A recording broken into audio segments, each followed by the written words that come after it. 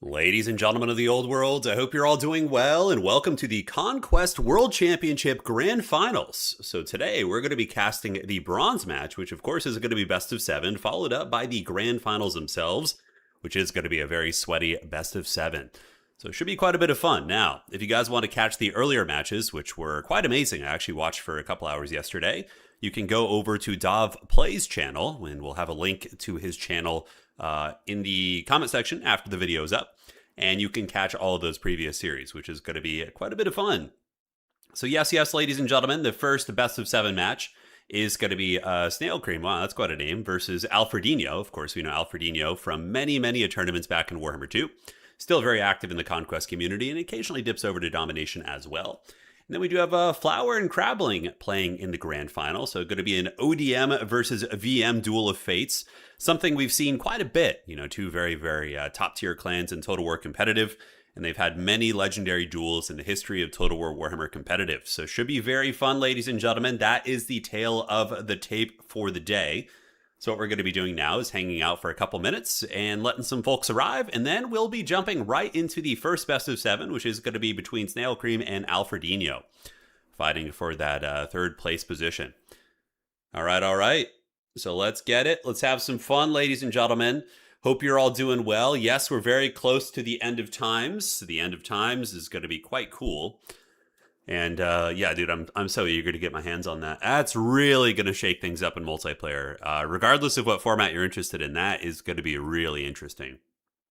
I'm curious to see how the Empire stuff's going to be playing out. I feel like many of the Empire's bad matchups have kind of gotten patched up a little bit. I mean, getting Knights Panther is so useful against like Beastmen. You know, any matchup where Knight of the Realm is good, for example, right, is going to be just Knights Panther. Granted, we don't know their price point yet, so we have to see what's going to be cooking there. Yeah, welcome. It is best of 7, Loopy. Yes, so the matches are both going to be best of 7. We have the first one between Snail Cream and Alfredinho, and the second one is going to be between Flower and Crabbling. So curious to see what's going to be cooking. You know, kind of diving into the Conquest meta. I do watch Conquest a bit. I play it a bit on ladder as well. From I watch Dov's channel quite frequently. I'll tune in and see what he's up to, the man himself. And yeah, we can talk a little bit here about some of the end time stuff. What do the Knights Panther do? So Knights Panther are anti-large cav for the Empire. They're slightly tankier anti-large cavalry than the Bretonnian variant, but I would wager that they're going to be more expensive, right? So that's going to be the trade-off there. You also got the Turin Guard, which are kind of like mini chosen for the Empire, so that you do have a very elite front line. But again, in multiplayer, Turin Guard will probably be very weak against kiting and magic, considering they have no innate spell resistance, and they also are not shielded, so they're going to be weak against shooting and kiting and things like that. But they could do some very solid work for sure. We'll have to see what the cost is going to be. So yeah, we can talk about Conquest mode a little bit. So Conquest mode is a really good game mode. I think... I honestly think that this is probably similar to what we'll get for 40k. However, I think that in 40k, we'll probably have like Conquest mode, but with like several different objectives. Because 40k itself is an objective-based game, but also I think that the nature of just having an army show up with reserves makes a little bit more sense for 40k. So I would wager that for Warhammer 40,000, we probably will get like a Conquest mode, but with like 3 objectives, and there is like a ticket system of some sort, or some sort of a push and pull that you see in other RTS games like Company of Heroes. So that would be my guess, because 40k, again, much of the craziness is balanced out by objectives. I'm really curious to see how they're going to be doing multiplayer for that. Yes, correct. This is basically the same format as when we saw Alfredinho playing Even Star at the end of Warhammer 2. Correct. Yes. Hey, Aaron, what's going on, man? Yeah, welcome. So, third place match, guys, going to be Snail Cream versus Alfredinho. And we're going to be looking into, let's go ahead and pull this up here, and get the picks and bans going. I believe they should be ready. Moors, are they all set up and good to go? I'll wait for your signal and make sure you're all set, and then we can start looking at the picks and bans. So they basically use the old system that we used to use back in the day, which is the pick 3 ban 1 system. So they have global bans as well. So it's pretty straightforward. Basically, one player is going to be picking 3 factions and banning a faction, and there also is global bans involved, which is very similar to what we do in domination tournaments. So pretty straightforward, and we'll pull up the pick and ban chart, which is going to be getting updated live here. and go from there. So again, shout out to the team putting this together. Looks like they've done an excellent job organizing this. So Morris is going to be helping me today. And big thanks to you, brother. And yeah, good stuff. Where's the Mazda Mundi art from? I'm actually not sure off the top of my head. I was given this graphic, so I don't know where he came from. He's looking very chunky and very happy. So let's go ahead and jump on over. Yeah, I think we're good. All right. So let's see if he finished loading that up right now. Did he? Yes, he did. All right. So it's not completely done, but if we take a look, you can see the global bans for both players. So on the top side, Snail Cream has globally banned the Wood Elves and the Kislevites. So we are seeing what appears to be 4 different factions in the global ban pool, which is always cool to see. You know, you got a lot going on there. Although I would assume that they're mutually exclusive, so they can't. I wonder if that's done blind. I'd have to ask. But regardless, it looks like Wood Elves and Kislev are going to be done there. And then on the bottom side, I have to read this: Demons of Chaos and Vampire counts. So yeah, it seems like the picks and bans are very contoured to the unique playstyles of their respective players, which makes sense. It looks like Alfredino, yes, if memory serves, Alfredino was very good at elves. In the last World Championship I casted him in, he was very prolific with his Wood Elves, so making them a ban, and makes some sense. And Kislev is a classic combined arms faction. They can do some good skirmishing, good artillery play, really powerful mobility. Kiting is effective. SE play is good with them as well. Lots of different options that you can see on the table there. And Demons of Chaos are a menace of a faction. They can do a lot, and they can be unpredictable as well. The thing about Demons of Chaos is they can do so much. I mean, you can do a classic Plague Bearer, Great Unclean One push, which is just very, very nasty and hard to deal with for some factions. The Mortis engine is powerful, or you can just go full on Slanesh, for example, and get the Boob Snakes and Seekers and Furies and Fiends, and just have all these crazy mobility pieces, mix them with Khorne Infantry or Tzeentch shooting pushes with mass pinks and blues. There's a lot of different stuff Demons of Chaos can do, so I can completely understand how they would be a ban. And of course, it could be a situation where Snail Cream is going to be, a specialist of sorts, as it were. All right, so we're going to see what's going to be cooking here, and it looks like we are getting our picks in for the first matchup. All right. The pre-picks activated there. Yeah, so we got Norska, we have the Tomb Kings, and then we do have Chaos Dwarves. And after all is said and done with the picks and bans, it looks like the Tomb Kings are going to be the pick after the Dark Elves are selected here for Alfredino. So the first match, ladies and gentlemen, is going to be Alfredino on the Druchii, and he's going to be facing off against ye old Tomb Kings for Snail Cream. All right. Honestly, we've been seeing this matchup forever. Like, it's interesting, right? There's a ton of parallels between the different game modes. Even in Domination, for example, this is a matchup we see all the time. After a pick and ban system goes through, you often see Tomb Kings Dark Elves. It's just so common, and it has been forever. I remember seeing this a ton in Warhammer 2 as well. And some things never change, man. War never changes. So with that being said, I think it's about time we load in, butter that bread, get that first game going, guys, and let's see what is cooking. Yes, we are going to be loading into game 1, ladies and gentlemen. Here we frickin' go. Spawning in on the south side of the map, it is going to be Snail Cream on the Tomb Kings, and he's going to be facing off against Alfredino's Elves, who are going to be spawning here on the north side of the map. So yeah, it is going to be a Screaming Skull Catapult defensive build. He does have 2 catapults in the back, which are very good against a multitude of things on the enemy roster.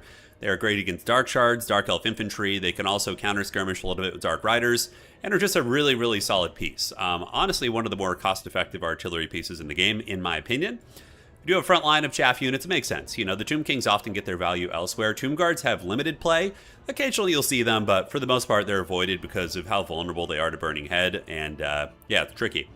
Skeleton Horsemen, Necropolis Knights with Halberds, and that's going to be the flanking core, which I like. Necropolis Knight Halberds can fight off the heavier cav, Cold One Knights, things like that, various monsters, and the Skeleton Spearmen are a counter skirmish unit who can chase down the enemy light.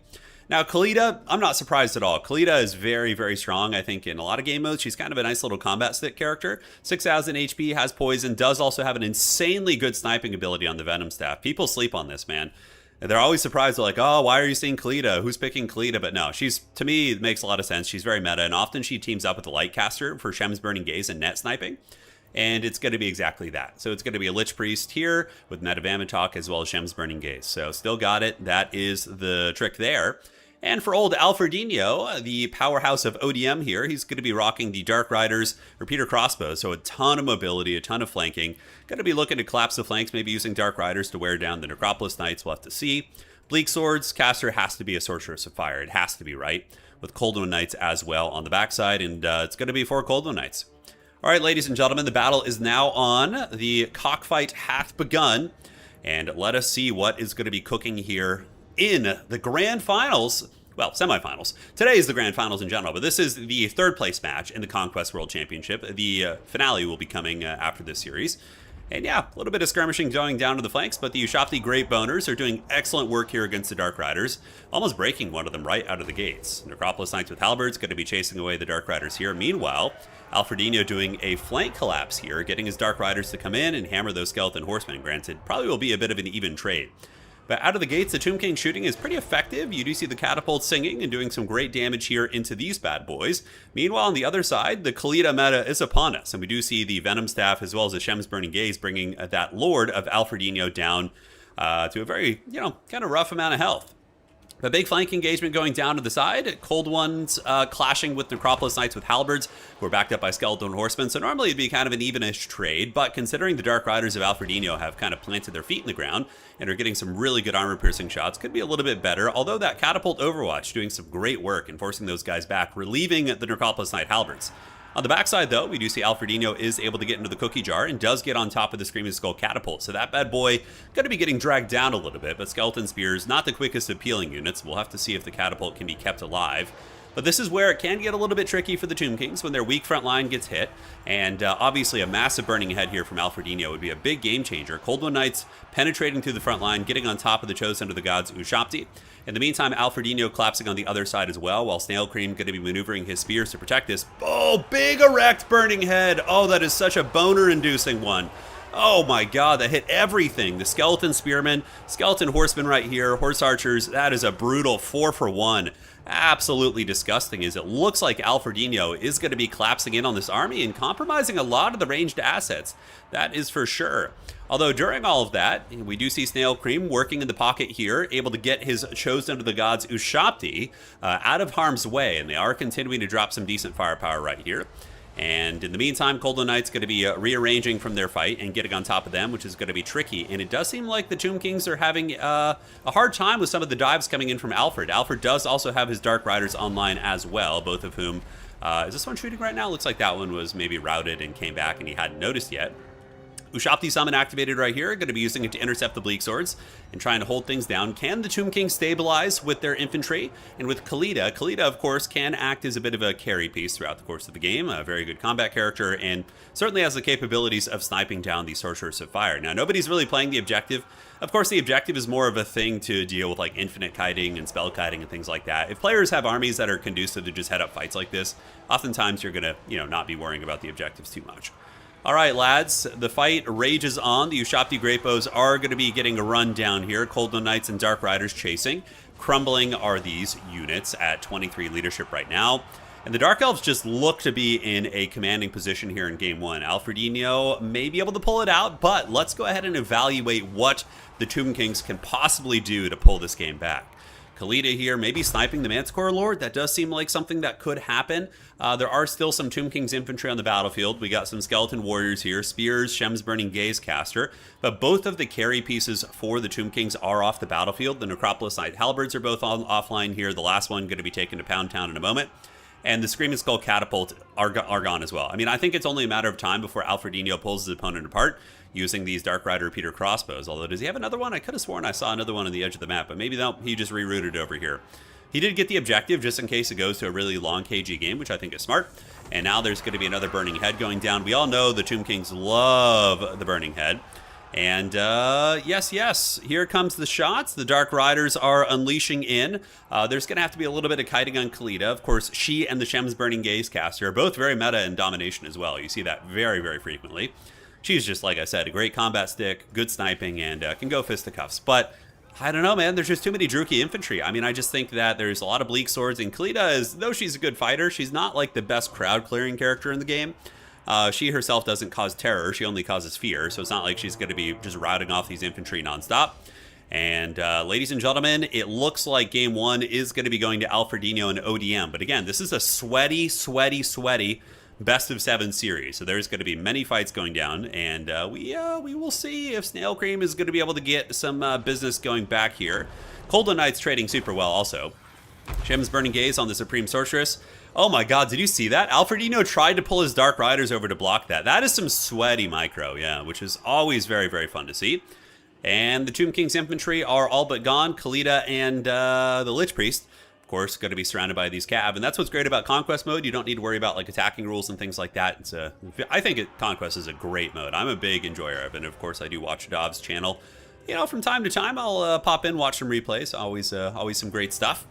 All right, so Khalida and the Lich Priests surrounded by Dark Riders. And yeah, I mean, they're going to get pincushion here in a second. You can see they're just going to be planting their feet, waiting, and that is going to be game one going to Alfredino here, guys. So we're going to update the scoreboard real quick. With the power of technology, we get it done. So that is game one of the best of 7. Get down, Mr. President. Yes, that's exactly what was cooking right there.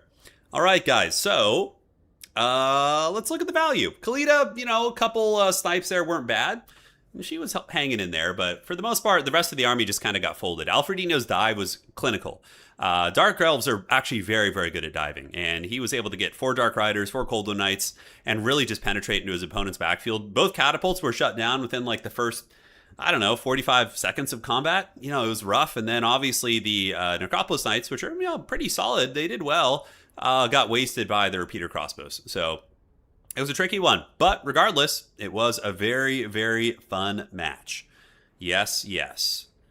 All right, guys. So let us go ahead and switch over to the brackets. For anybody just joining right now, we're going to show you what's cooking with the old brackets. So we are casting the bronze match. If you want to see the rest of the matches, which were very good and very contested, make sure to head over to Dov Plays channel. And I don't know if Dov is still here. I saw him a minute ago, but if you could drop a link to your own channel, that'd be great. And I'll put one, of course, in the description afterwards, as well as the comment section. But yes, you can see all of the previous round games on his channel. Today, we are doing the bronze match and the grand finals. So bronze match is going to be Snail Cream and Alfredino, and the grand finals are going to be Flower versus Crabling. 2 players which we have seen historically quite a bit in Total War Competitive, although I haven't seen as many of Flower's games. I've casted a million Crabling games over the years, but Flower, I've yet to see them in action too often. I maybe have casted a couple. Yeah, the Slan is scary. He's a little bit disturbing. Yes, I mean, Slan are scary looking. They are. They are indeed. All right, so we're going to be prepping for the next match right now. Getting everything set up right here. We got the second replay coming in. Good. Thank you. I appreciate it. And no, best of 7. The games are best of 7. So yes, Conquest is like basically, in my opinion, a better version of Land Battle. It has an objective which forces the players to fight. So you don't need to have all those like referees making sure players are attacking and whatnot. The objective regulates itself. Yes, Dov does have it right there. Great. So you can check out the link to his channel, guys, and please make sure to do that. Dov is a true homie. We've been friends for many years, and a great caster as well. All right. So let's go ahead and get things going. So Moors, if you could go ahead and set up the pick and ban for the next match, that would be great. So we can take a gander at that while I prepare everything in the back end. And we have Dov giving some feedback. He says, Snail Cream is the hero of the tournament for me. So many wild games. He eliminated so many Titans. All right. I love to hear it. And Scorched, thank you for the jewels. I really appreciate that. All right. So let's get into the pick and ban. See what's going to be cooking with these guys. And then from there, we will break down old matchups. All right. So here we go on over here. So right now, we're going to be waiting to see what the pick and ban is going to be. Moors is going to be getting this set up, and this will be determining the next matchup right there. Yes. Conquest has its own issues, sadly. Yeah, of course. Every format has its own issues, right? You know, what I'm most excited for is for 40K, for everybody to be playing the same game mode again. It is a bit of a lament of mine that in this game, in Total War Warhammer 3, which is such an amazing game, we have essentially 3 different multiplayer communities. When we get into 40K, I'm really looking forward to seeing everybody playing the same game mode again. That's going to be really nice. Because then when, you know, for example, I work with Creative Assembly to host official tournaments, the pool of players are going to be bigger. Everybody's going to be playing in the same format. You know, that's going to be prime time. That's going to be prime time for me. It's going to be very cool. All right, thank you guys for following. I see some new people as well. And Moores should be getting the pick and ban business set up in just a moment. Let me message him in Discord. And I am now. Go for it. Great. So Homie's going to get this set up, and then we'll be jumping into the next match in just a moment. Yeah. I was actually thinking about that, like how to do pick and bans for 40K. It'll probably be something similar to this out of the gates, because we have, what, 4 factions? So a 3x3 grid, I mean, you could do a 3x3 pick and ban system for 40K, right? Like each player picks 3 factions, and then they just do a 3x3 grid. That probably honestly is the best way to do it. 3x3 is an amazing ban system. It's really, really good. I'm surprised it hasn't been more widely adopted in other communities. It's super clean and gives players a ton of agency, although it does take a little bit longer. So maybe that is why that's the case. All right, so right here, guys, we do see the picks coming in. Alfredinho picks Lizardmen, Norska, and Greenskins. His opponent bans his Greenskins. So he bans his Greenskins and then picks the Warriors of Chaos. So it is going to be the Champions of the Dark Gods facing off against the Children of the Old Ones here. All right. Yes. Man, yeah, 2036 for CA to add dedicated servers. I know. 40K Total War won't have flying unit issues because hardly any flying units driving. So I think this is going to be my we're going to get into the game in a second, but I think that 40K is going to handle flying units by having them be call-in abilities. So rather than having like a Thunderhawk gunship flying around the battlefield, I think that in 40K, you're going to have it be a call-in ability that just does like a strafing run and then flies off the board. You know what I'm saying? I think that is how it's going to be going down. Anyways, guys, let's go ahead and get cooking and load into the match. All right, and here we go. All right, so here we are. It is going to be the dinosaurs facing off against the Warriors of Chaos. I'll make sure I'm in the right game and everything, and I believe we are. So yes, spawning in on the north side of the map, it is going to be Alfredinho and the dinosaurs. Alfredinho is going to be here rocking his lizard people facing off against Snail Cream, who is down in the series.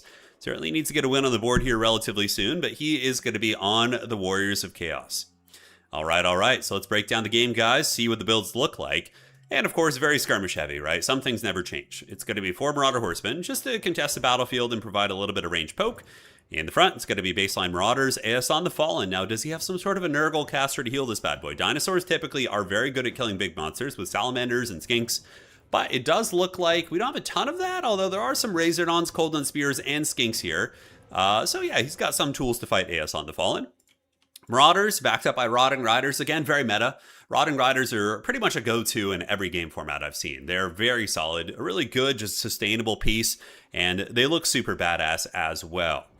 All right, guys, Hellstriders and more Hellstriders over here. And for the armies of Alfred, it is going to be Skink Skirmishers into the Sunset, backed up by Coldon Spear Riders and regular Coldon Riders who have the cudgels, a little bit better against Armored Chaos Infantry. Probably going to be the cohort of Waddle. Yes, makes sense. Tons of success on these guys. They just hit like trucks. A great roadblock unit. They're basically the Butchers of Kalkengard for the Lizardman roster. That is exactly what they do. And it's going to be a Red-Crested Skink Chief again. The meta is pretty similar between the game modes. And we do have a Skink Oracle here too. So the Skink Oracle, I really like this pick. This is probably the element that I would perceive as a little bit off meta. But yes, the Skink Oracle is going to be excellent at poking at this giant KFC chicken in the sky, as well as Aeson the Fallen. So once again, we do have Alfredinho on the Lizardmen, and Snail Cream is going to be on the Forces of Chaos. All right, guys, and the battle is going to be on. Out of the gates, Alfredinho does have initial control over the objective, so he could grab that. If he thinks it's going to be a long, scrappy game, it's always a good idea to get it. It is a win condition, so we'll see if Homie is going to go for that. The Chaos Army trying to do a flank overload, just rotating one way, and this is a good way to test people's micro in old school battles. Basically, you just rotate your entire army one direction, and it forces them to readjust their initial position. And newer players often struggled with following those type of maneuvers, but here in this case, obviously a player of Alfredinho's caliber isn't going to have problems with that. All right, guys, and the Marauders are here. Rotting Riders lurking in the shadows as well, and Alfred does look like he is going to be pushing the tempo a little bit, but definitely should grab the objective, although it looks like he's going to be moving off it right now. A little bit of skirmishing going down, and Manticore, which I did not see the Manticore earlier. The Chaos Forces have kind of hunkered down in the tree line right there. So those guys going. Yeah, we see 1 and 2. So those guys waiting in the shadows. In the meantime, Skink Skirmishers Sartorial, the Ever Chicken, is retreating, but now getting poked and taking some substantial damage. Out of the gates, Alfredino with some really good skirmish, and he, of course, has the objective. So the pressure is going to be on the Warriors of Chaos to move up. Yeah, they're going to have to go for it. Looks like Aeon on the Fallen using his Maelstrom of Change, which is like a Walmart Fate Abuna, and does do some good damage against the Razordons, which immediately are going to be getting Earth-blooded by the Oracle right there. Aside from that, a little bit of poke, a little bit of stroke going down, nothing too crazy. Marauder Horsemen are going to be retreating back. And yeah, just the skirmish phase of the game, right? Typically, the skirmishing goes for quite some time in old school battles, and this is, of course, Conquest mode. If you guys are new to Conquest mode and you haven't seen it, essentially it's land battle but with objectives, or an objective, which forces the players to fight. So it gets rid of the need for all those ridiculous, land attacking rules and things like that, which of course are necessary in different formats, but it's not always fun to regulate as a tournament organizer. All right, on the flank, Hellstriders coming out. Looks like they're thinking about taking a fight. The Cold One Riders will trade well there. They do have armor, so that helps them quite a bit in that trade. And we're going to see if they want to stick through and stay the course. I think that this is going to be a pretty favorable fight for Alfredino, though, simply because he does have Skink Overwatch support as well. Not opting to send his Cold One Riders in there. It looks like he does see Aeon the Fallen coming, and he wants to kind of cut his losses and retreat. And now Chaos is going to be pushing up pretty heavily. Rotting Riders a little bit idle in the back. Snail Cream definitely needs to get those guys maybe moved up a little bit in position to counterpunch. But so far, Golden Riders, yeah, doing what they can. But Aeon the Fallen is a big, scary Mortis engine. He hits like an absolute raid boss and is going to be crumping through some of the Hellstriders right there. Or with the Hellstriders, excuse me. Searing Doom activated on the Razordons. Looks like Alfredino was able to mostly dodge that. On the flanks here, Skink Skirmishers poking with Marauder Horsemen seem to be pretty effective against them. And you can see that Alfredino is also protecting his Skink Skirmishers with the Golden Riders while he kind of screens those out. Really nice play as well coming in from the Marauders. So they're going to move up and try and screen these guys out. But then again, the Golden Riders could also run them over. So back in the epicenter of combat, Hellstriders are just moving with Aeon the Fallen, and that's a really nice plague of rust coming in from Snail Cream. Really nice. Negative 69. Oh, that's what she said. Nice. And it is going to be lowering their armor down, allowing the Hellstriders to trade. And another cold one is going to be moving in. Now, this is a little bit precarious because of Aeon. Aeon does use the Maelstrom of Change. He himself is going to Mortis Engine these units down. And honestly, a very, very big win here for the forces of the Warriors of Chaos, in my opinion, in terms of just pure value. All right, a couple Marauder Horsemen moving in, trying to dive the Salamanders, but it looks like the Salamanders are able to stay online. And the big KFC check-in moving in, but he's getting a little bit low. He's being poked down. If you see the Skink Oracle is getting some excellent damage. Another Searing Doom activated, but Alfredino able to dodge with some very sweaty micro. But that flank engagement went very, very well for the forces of Snail Cream. Aeon the Fallen, as well as the Hellstriders, able to fold up multiple Cold One units, and the Hellstrider unit still has some fight left in it. One of the last Cold One Spear Riders forcing back the Marauder Horsemen. Meanwhile, back in the middle, we do see the Red-Crested Skink Chief trying to get his little cudgel and fight. But the Rotting Riders are still very much a problem here, and it looks like they are going to penetrate through the front line finally, get on top of these Razordon hunting packs. And Alfred going to be responding by sending in the Skink Skirmishers, trying to provide a little bit of buffering. And it really is a huge loss for Alfredino to lose these Razordons. Those are one of the units that were going to be carrying him in the later stages of the game. When it got very sporadic, both armies were very beat up. Yeah, they are going to get folded right over there. All right, so back in the middle, the Red-Crested Skink Chief, this little Giga Chad Lizardman, trying to put this game on his back. You know, he's a small man, but he packs some punch. And, yeah, obviously he will be able to beat a Manticore eventually. He's an anti-large specialist with poison. And the Skink Oracle, you know, he's gotten that chicken quite low. But looking at the balance of power, ladies and gentlemen, it looks like the forces of the Dark Gods are in reasonably okay shape. Probably quite ahead. Aeon the Fallen is a big issue to deal with here at this point. And the Rotting Riders still being online, I just think that the forces of Chaos are looking to be pretty comfortable here. As the Cold Ones now engaging versus the Rot Knights. But the Sacred Cohort of Fodl is back in business, guys. They didn't hear no bell.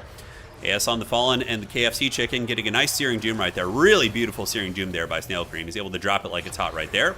Meanwhile, Aeon the Fallen, what's going to be going on with him? Is he going to be piling into fight, or is he going to be getting kited out? Can the dinosaurs pull this one back? I don't know. Stranger things have happened, man. And if he's able to get that KFC monster, certainly would be a pretty good start to it all.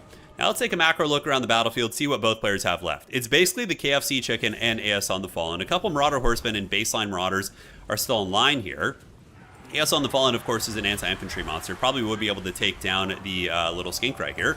Rada Horseman coming in, trying to peel and protect Sartorial. You're going to need Sartorial in the later stages of the game for sure, for a little bit of cycle charging, but that Skink Oracle is hot on his case. And does he have any ammo left? He does not. So the Skink Oracle ran out of saliva to spit at the big man. But in the meantime, Aeson the Fallen just draining down everything. And do the Skinks have enough ammo to drag down Aeson? Dude, what a heroic little red-crested Skink Chief. I mean, I wonder if he's going to be able to pull off a, a bit of a play here. I don't know. Might be able to. KFC Chicken and Marauder Horsemen are going to be collapsing on the backfield. Definitely need to get those Skink Skirmishers offline. Aeson probably going to be routing off these Crocsgores here in a moment, but that Skink Oracle didn't hear no bell. And we do have two fighters here who are doing some relatively decent work, guys. This is quite a good battle. Aeson being dragged down. Rot Knights do make their way back in. That is a big play. Even 8 Rot Knights is still a lot of stopping power, a lot of anti-large.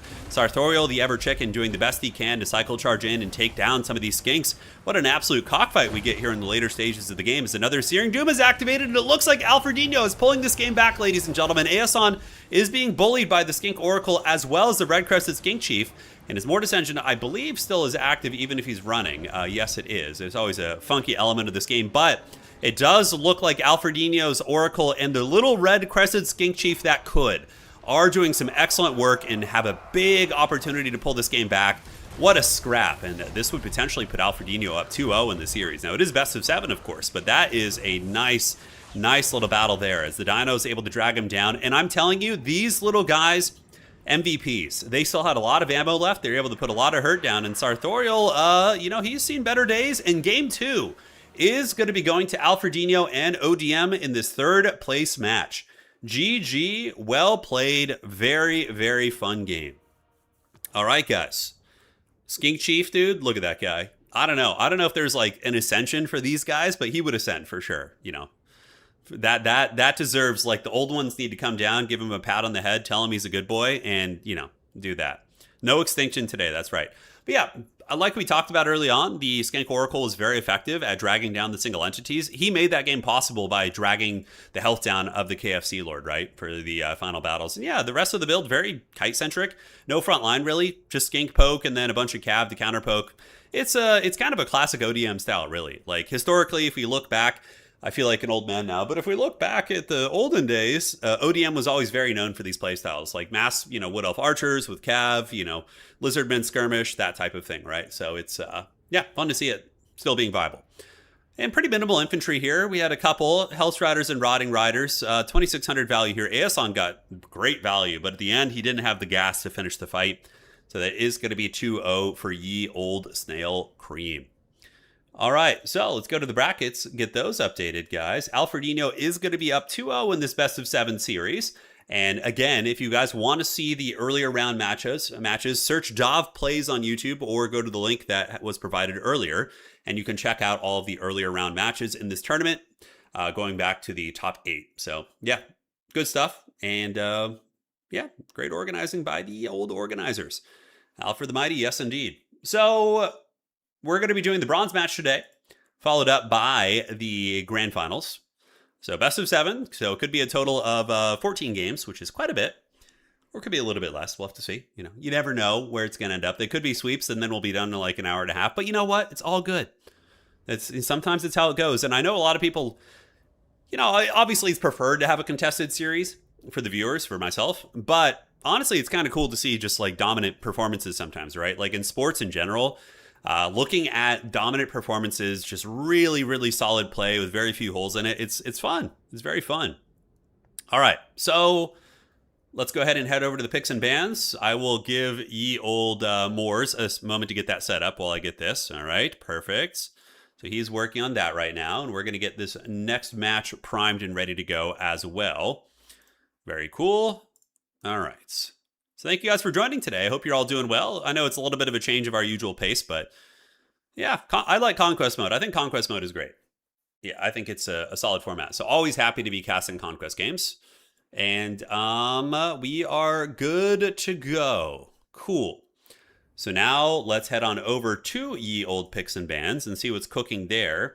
So for this next series, you can see the history in game 1 and game 2 for the picks and bans. And now we're going to be getting this set up here. So the players are doing their pre-pick So the player will pick 3 factions, and then his opponent will ban 1 and pick, and then he will pick from his remaining 2 factions as well. Yes, yes. Mobility micro is pretty big in this game. Yes, it is. Absolutely. You know, it's pretty devastating for sure. There's a reason the Mongols were successful. You know, it's a very strong military tactic. Yes. Just in time for the good stuff. Yes, Nakamura. We just finished the first 2 games. We are currently on game 3. Alfredino's up 2-0 in this 3rd place match. And Moores, our good old admin and organizer here, is currently setting up the pick and ban screen. So once he puts all the data on, I can go over the picks and bans. And we'll do it to it. Yes, yes. Snail is down, but not out. You know, obviously it's a best of 7, so he's got a little bit more wiggle room. But, you know, momentum can be a hard thing to beat. That's for sure. When you're down in a series, it takes a special kind of fortitude to maintain your composure and, you know, get back in it. I had that happen to me not too long ago when I was playing about a year ago. For example, I played in Grubby's tournament, and it was very sweaty. I mean, man, I think the prize for first was like $10,000, and it was just so much pressure. And I got a little bit of a taste of what it's like to be some of these guys. And I went down pretty hard in the grand finals, and that momentum, it's tough, man. It gets in your head. It really, really does. It really does. I'm very excited for all the new stuff. Very excited. I just am pumped to use some Tutijin Guard and Knights Panther. Oh, it's going to be so fun. Grubby did have a Warcraft 3 tournament. Yeah, he invited some RTS people to play in it, and I was one of the... I got to the grand finals, and you can check out the rest from there. I won't spoil it, but, well, I pretty much already spoiled it. All right. Snail did a full reverse sweep in a best of 5. Very cool. Yeah, so he's got the composure, eh? He's got the old composure. That's cool. The gatekeeper, yeah, that's true, man. You got the worthy have to pass through the gates, man. They do. Competitive sweats. That was a long time ago, Heathen. That was a whole long time ago. How OP is Nagash? I have not gotten into that stuff. I only played with the Empire stuff because we were given access to a demo which only let us play the first few turns. So I was only able to see what I saw in the video I posted. Now, there were some creators who kind of abused some of the movement patterns and went and looked at the new stuff from other factions. And, like, technically, I don't think they were supposed to do that, but they kind of, like, played a caveat in the embargo to do it. But that's why I didn't do it. We weren't technically supposed to do that, even though I know a handful of people did do that. Like get Boris, go March Dance, and use the new movement mechanics to, like, zip across the map. But, yeah, no. Yes. You're talking about Old World competitive? Oh, yeah. I used to be a tournament player for 40K and for Old World. Yeah, I played in a lot of tournaments. All right, so I'm not seeing it get updated. Let me go check in with him. Have you updated it yet? Let me see if he's updated it yet. All right. Okay, so he says he's updated it. Let me just check this real quick. And we're going to do this. And... All right, there we go. So we're all good. Thank you. All right, guys. So taking a look here, we do see the picks are going to be Bretonia, Lizardman, and Norska. Norska gets banned by Alfredino. Oh, Skaven. Oh, hell yeah, dude. Hell yeah, we got Skaven. Oh, I'm so excited. I wanted to see a Skaven game today. I was actually laying in bed thinking about it last night. I was like, I hope somebody plays Skaven tomorrow. And yes, we do get it. So it's going to be Skaven Lizardman in this next match. Hey, Upside, I hope you're doing well, man. Yeah, it's okay. We'll get there, brother. It's going to be good when it comes. Don't worry. Don't you worry. All right, guys. So let's get it. Let's get ready for the match here. I'm going to be loading in just a moment. Let's have some fun. And once again, thank you guys all for joining today. It's going to be a very fun day of sweaty casting. So this is going to be game 3 between Snail Cream and Alfredino. So let's load on in. It is 2-0 for Alfredino so far. Snail Cream going to be on the Lizardman versus the Skaven. And it's going to be a Globadier push. A strategy tried and true, old as time. Just march them down, use some war crimes and chemical warfare, and prosper. And that's going to be that. All right, guys. Let's break down the armies. Let's have some fun and see what's cooking. So spawning in on, I would say, the north side of the map, it is going to be the Skaven. The Skaven are going to be helmed here by ye old Alfredinho. Night Runners and Vanguard, and again, they're very, it's the metas are so similar. I mean, Night Runners fam is so cost effective in every game mode. You got 4 of those bad boys. Ixchia's Triads are great. I really like them for being able to use their clone as like a roadblock, for example, but just dragging down Kroxigors and flanking Cav units, not bad either. We got Natty Bubo Sharpshooters, again, a very, very solid pick, and the rest of the build is going to be Globadiers backed up by Rat Ogres. Globadiers counter pretty much all the dinosaur infantry. So yeah, just going to be Skaven Slaves in the front line, very, very light there, and ladies and gentlemen, that is going to be it. Now for the armies of Snail Cream, oh, we got Big Dog Croc-Gar. Crocky Balboa is coming in. There he is, and he's probably going to be trying to snipe that Skaven Lord with Hand of the Gods if he has it. Yes, he does. Red Crested Skinks to counter potential Storm Vermin in case they did appear, and it looks like it's going to be Sacred Kroxigors just to counter Doom players en masse and push through. And a couple Salamanders for a little bit of poke and stroke, which makes sense. I do like the Salamander hunting packs quite a bit. And one Razordon, no, they're both Salamanders actually, okay. And the flank, Cold One Riders, and the Lord, like I said, going to be Crocky Balboa with an old school Manticore Summit. All right, guys, so it begins. The battle. The Lizardman front line is going to hate this one trick. Lizardman Doctors hate this one trick, and basically the red-crested skinks with the great weapons are going to hate getting attacked by the skirmishers. Now, old school tactics, obviously, we do see the Clan Rat summons being used, and these are pretty effective in this format. You're able to send them forward, use them as a roadblock. Globadiers get a little bit of fire right there. Looks like they did move up and poison some of the skink cohorts. Not the best contact, but even still does force them back. Hand of the Gods activated, and it looks like, oh my god, the Natty Bubo Sharpshooters get Shadow Realmed. What a nice play there. That was so freaking clean by ye old Snail Cream. Very nice. So he nails down the Natty Bubo Sharpshooters and then sends in to summon Manticore. And the Natty Bubos are essentially offline right now, which is huge.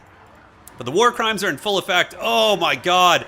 Devastating damage. The red-crested skinks and a salamander get caught in that. No reason a salamander should be getting caught in that. That is rough. They're really embroiled in the front line. Now, the Grey Seer is going to be moving forward with the dreaded 13th Bell, as well as the Pit Fighters of Hell's Deep. So they, of course, are a pretty good, grindy unit by Skaven standards in the front line. Elsewhere, the Globadiers are doing just a massive amount of damage. We do see some skinks coming out of the woods. Feral Cold Ones do pop out and get a good fight. Alfredinho a little bit out of position here.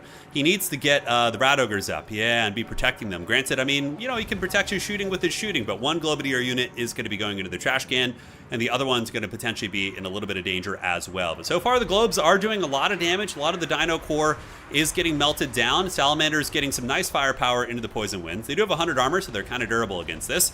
But back in the middle, the dreaded 13th spell has been activated. The Storm Vermin have come from the depths. Anti-large poking sticks going to be attacking into the Kroxigors, but Crocky Balboa certainly can put some pressure on the Skaven Lord if he wants to. And it looks like that is going to be the game plan here for Snail Cream. Now, he, of course, can afford to drop this game, but that would put him on death's door. So this is a big one for Snail Cream in terms of momentum. He's going to need to get this match. There's a Scorch right there. Scorch being dropped on the Red Crested Skinks. Not bad at all. While Skaven Slaves getting the Unholy Clamor, so the entire Skaven army going to be getting a little bit of steroids here on the battlefield. Poison Wing Globes still online. I mean, there's one unit of Globes right here that's online. The other ones are shattered. Globadiers on this side online as well. And the Globes have been very devastating. The Lizard army has been taking an absolute unholy beating, while the Rat Ogre serves as a very good deterrent against some of the penetrating units. On the backside here, Poison Wind Globadiers being attacked by some Feral Cold Ones, but they're going to be kited out by the Night Runners, allowing these Globadiers to get back online. And there they go, some more War Crimes for the War Crime God, as the Sacred Kroxigor is going to be eating a lot of Poison Globes to the face.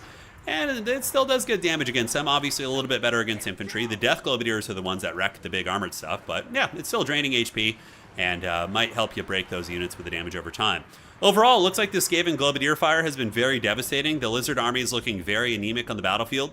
The Salamander hunting pack right here is, pretty much one of the main assets that is left. And on the other side, we got some units, but not much, dude. Crocky Balboa looks like he's going to be dragged down by a million Rat Ogres.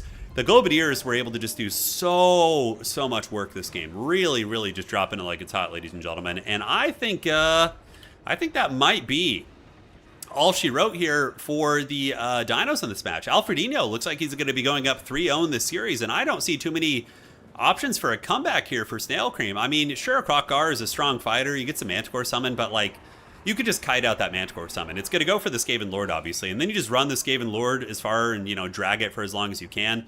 Does he have Howling Warp Gale as well? No. It looks like it's going to be Dreaded 13th and just Vermintide, which is kind of an old school setup, which I like. It's very, very cool to see. But the Globes definitely carried this game. They melted that Dino front line super, super hard.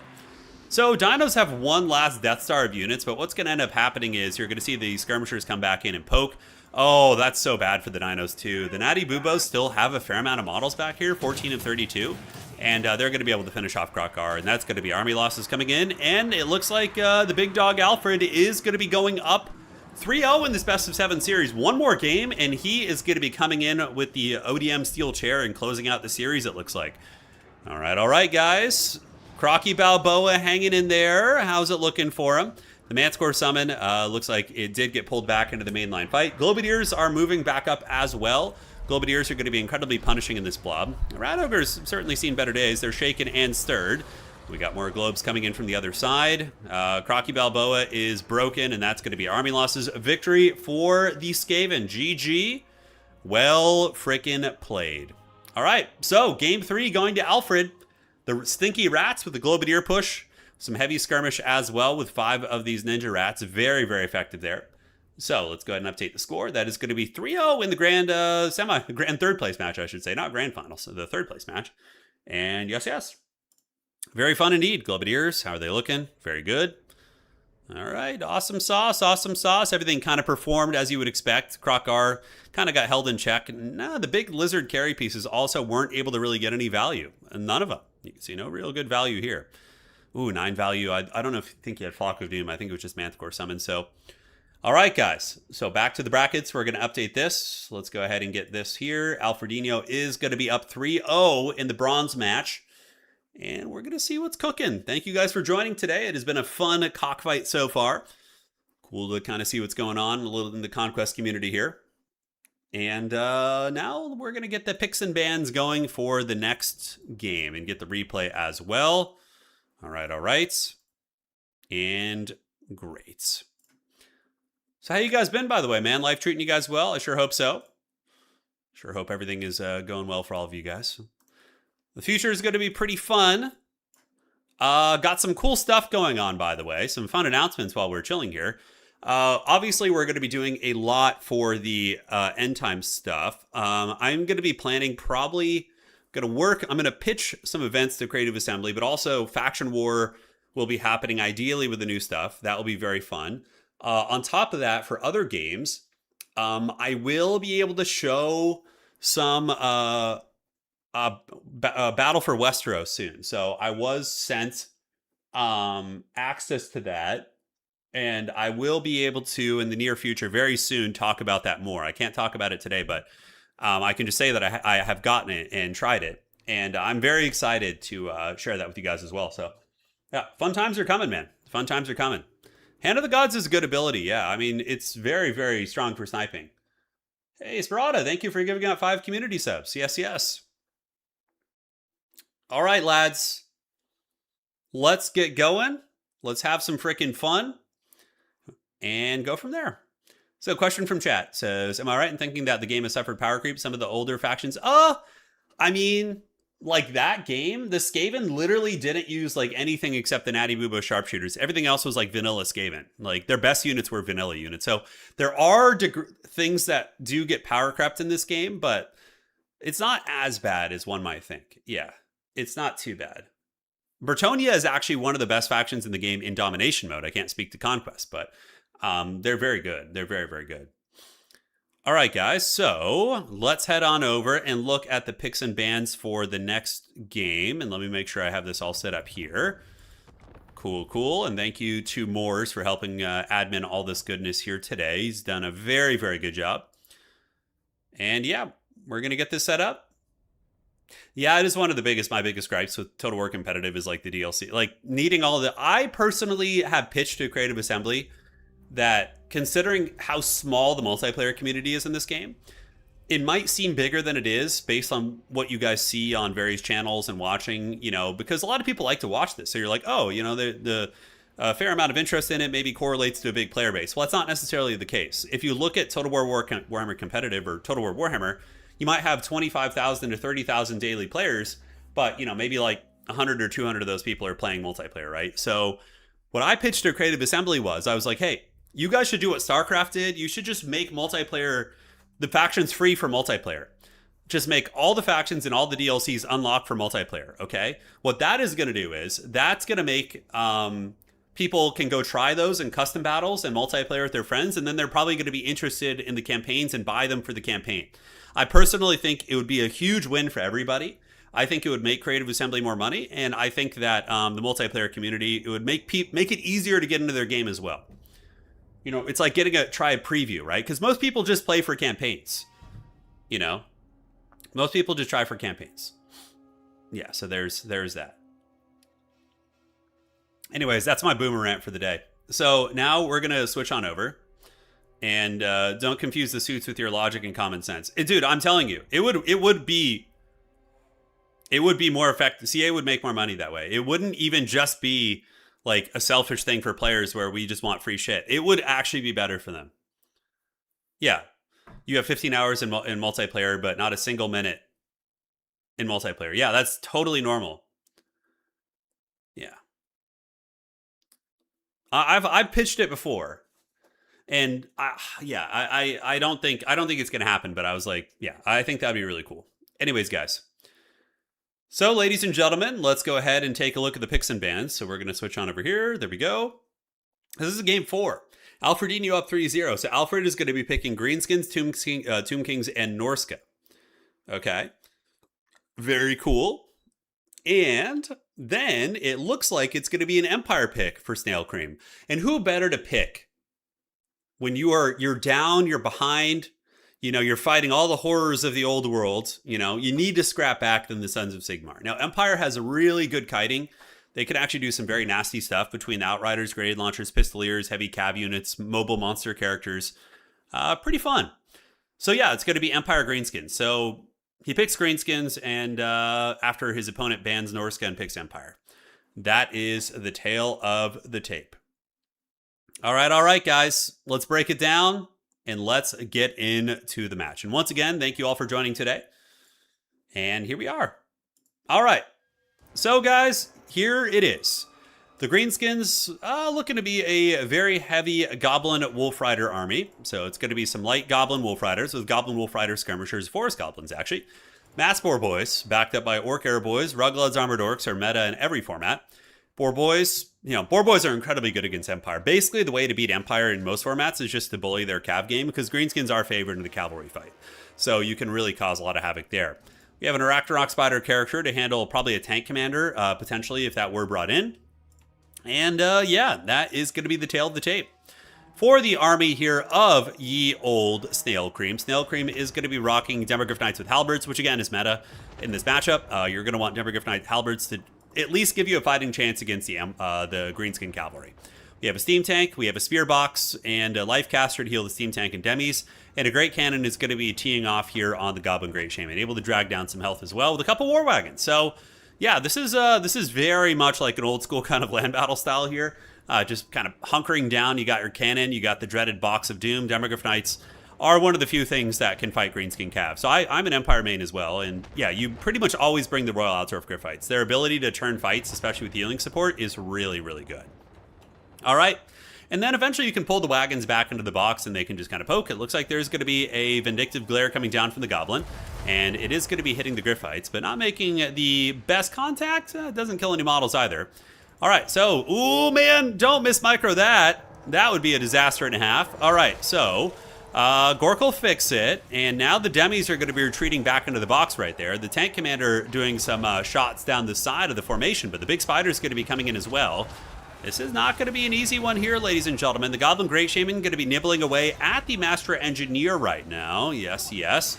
While the Greenskin hordes do surge in there, Alfredinho, of course, on Greenskins, and Snail Cream is going to be on the Empire. But the box, it remains, but the box is going to be hard countered by the archers. And I think the big thing for the Greenskins here and for Alfredinho is not to be too impatient. Let your archers get up and, saturate in and kind of wear things down a little bit. He actually dives in. The pig's going spec ops. And they dive into the back and get on top of the Great Cannon. Granted, many of them are going to be dragged down by the spears, but they do end up doing it. Now, the tank commander, though, having a really bad time, and the archers of Alfredino, the Ruggled's Armored Orcs, are now going to start teeing off and doing a hell of a lot of damage. Over here on the flank, the Royal Altar of Gryphite's going to be heavily surrounded, and it just looks like Alfredino is once again in a commanding position. I mean, isolating the Royal Altar of Gryphites, the tank commander is getting killed by the spider. The cannon is going to be taken offline, and now we're going to be getting goblins in to tie up the state troopers. But yeah, we'll see how the Gryphites do. I mean, if the Gryphites can pull this fight out, maybe. They are going to be getting an overcasted regrowth right here, which is very, very nice. Exactly what you need. But the broken Tusk Mob is very effective against them, guys. Very, very effective. Now, the Wagon's trying to snipe the big spider. Is it going to be possible for the Empire to hold? Will their dreaded Box of Doom endure? All right, guys, the Goblin army does get the cannon down, so the cannon is now offline, so the shooting isn't going to be as much of a variable anymore. And the giant spiders are going to be saturating this position here, getting some beautiful anti-large attacks. And we see the Royal Altar of Gryphites getting taken to Pound Town right here. Personally, I've always felt this matchup is incredibly greenskin favored in every format I've ever played it. It's just so hard to deal with the dominance of greenskin cav. I mean, yes, you can bring out Demogryph Knights, but it's still very tricky. So now the state troopers are still alive, but they are going to be focused down by a lot of the archers, I would imagine. And all the demis except one are in the trash can, and they are being tied up by spears and chased down and harried. And it looks like another squealing pig is going to be coming across and maybe trying to intercept these ones. We'll have to see how that all plays out. But the big spider character has seen better days. The steam tank is kiting and causing terror where it can, and it looks like it's probably going to be turning about face here and trying to drop a shot down in the Goblin Great Shaman. I mean, breaking the Lord of the Greenskin Army could give you a terror out victory, so that wouldn't be a bad idea. He is at -1 leadership right now. Being targeted by the tank does apply a leadership penalty, and it looks like the Greenskin Lord does end up breaking here, ladies and gentlemen. Could we see a Sigmarite rally and a Sigmarite comeback? I mean, it's not out of the realm of possibility. If this Goblin Great Shaman routes off the battlefield, I mean, that could be a disaster, considering there's a somewhat healthy steam tank that does cause terror, and state troopers are going to be pretty good against goblins. Now, you know, if there had been Orc Boys, for example, the Orc Boys would probably have been able to get through the spears by now, but goblins are not up to the task. Archers are shooting away, guys. We have a good proper cockfight. The Goblin Great Shaman going to be dropping a vindictive glare. Oh, and he hits the tree! Oh no, he hit the tree! Yeah, so he's got to hide behind the tree line to make sure he doesn't get cannoned. The Greenskin Archer line, though, is doing a lot of damage, and there are some Baconators coming back. The last of the Demogryphs are taken to Pound Town. Cannon Crew is going to be chased off the edge of the battlefield. And yeah, hiding the Goblin Great Shaman is a smart play, and then bring him in once the steam tank is tied up, and just have him anti-large poke that thing. Ruggled's Armored Orcs, and yeah, this is a problem for the Empire. The Greenskin Daka line has been shooting the entire game. Those guys are just going to be, you know, living their best life here. So we got 1, 2, and 3 of those guys just, you know, melting away the state troopers. But the healing is effective. Earthblood activated on the big tank. A couple state troopers here still chilling out. Goblins most likely going to be routed by the steam tank here. 1900 HP on the Goblin Great Shaman, playing a very cautious game. As the Greenskins need to be a little bit more aggressive with their Arrow Boys. Those guys need to move up and shoot. It does look like Alfredino did lapse a little bit in micro. Yeah, definitely needs to move those guys up, get them in position to start hitting this kill box right here. And also, grabbing the objective would have been a good play, too. Just in case it became a really long, you know, kite-centric game, that would have been, you know, he could have been on his way to a victory condition. But alas, it is not going to be the case. All right, so Goblin Spears are moving on in, and they are going to be able to poke and use their numbers.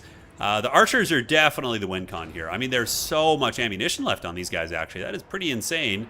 In the membrane here, and the Goblin Great Shaman looks like he is going to be given an order to come out and fight.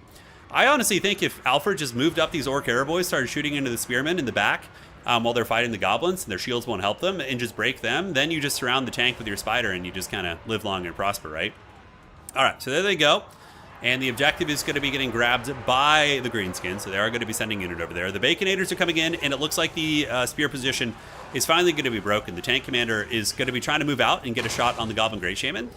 He's in guard mode most likely, and I would wager he's going to be spam clicking on the Goblin Great Shaman, and he does. Looks like he did get hit right there, but that tank commander is not going to get it done. This kind of takes me back to the old days. Remember when Volkmar would just like terror out entire Greenskin armies and just win the games? It's pretty fun, but... all right, so the caster going down, the tank commander, I mean, could be a menace. There are some Gryphites left, or not Gryphites, but just Demogryph Knights. There's 2 of those. Demogryph Knights are one of my favorite units. In tabletop, I run three squads of them. Super fun to use. Very Chad. You know, 2-up saves, they hit really hard, and they look super cool as well. All right, Goblin Wolf Riders moving into the tank, but it looks like the tank is going to be rolling. The Spider might need to get in there and get their hands dirty. The objective is now being taken, but I'm sure Alfred would wish that he had taken that earlier, because this could be one of those weird games where the tank commander is a menace and just kind of run shit over for a couple minutes. The Greenskins do have some bacon coming back. Yeah, and the Broken Tusk Mob as well. Oh, he didn't capture the objective. Oh my god, no. You got to get that, dog. You got to get that. Understandably, it's the heat of a very sweaty game. You know, there is a prize pool at stake as well. I'll go over the prizes in a little bit, but yeah, that's tough. Goblin Great Shaman, you know, move him in here. I think, would it be worth it at this point to move in the Goblin Great Shaman? It's a little risky on one hand, but probably yes. You move in the Goblin Great Shaman when the Boar Boys are in there, so you have a little bit of a support. The Jade Wizard going to be getting charged, and he takes a couple hundred damage on impact, while the Ruglod's Armored Orcs keep shooting into the Tank Commander, and the Spider is there as well. He did not get the objective. I don't know. I think the Greenskins still have this. It's a little sketchy, but you gotta... Oh, Vindictive Glare's clutch. Yeah, it's very clutch. That's a nice one. Some good damage there. Has very low AP values. Cannon shot into the Goblin Great Shaman, man. Yeah, he's waiting. He's waiting full chub. Goblins are coming in. Oh, man, it's close. All right, we have fast forwarding. We have the power. The tank is causing a lot of mischief. Vindictive Glare being done. Oh, my God, the tank commander didn't hear no bell. Now I think you just go for it. If you're the Spider, you just go for it. Oh, the cannon into the trees. It hit a tree. Archers are back online, guys. Drive me closer so I can hit you with my sword. Exactly. Okay, here comes the Goblin. Oh, he's going for it. The Duel of Fates.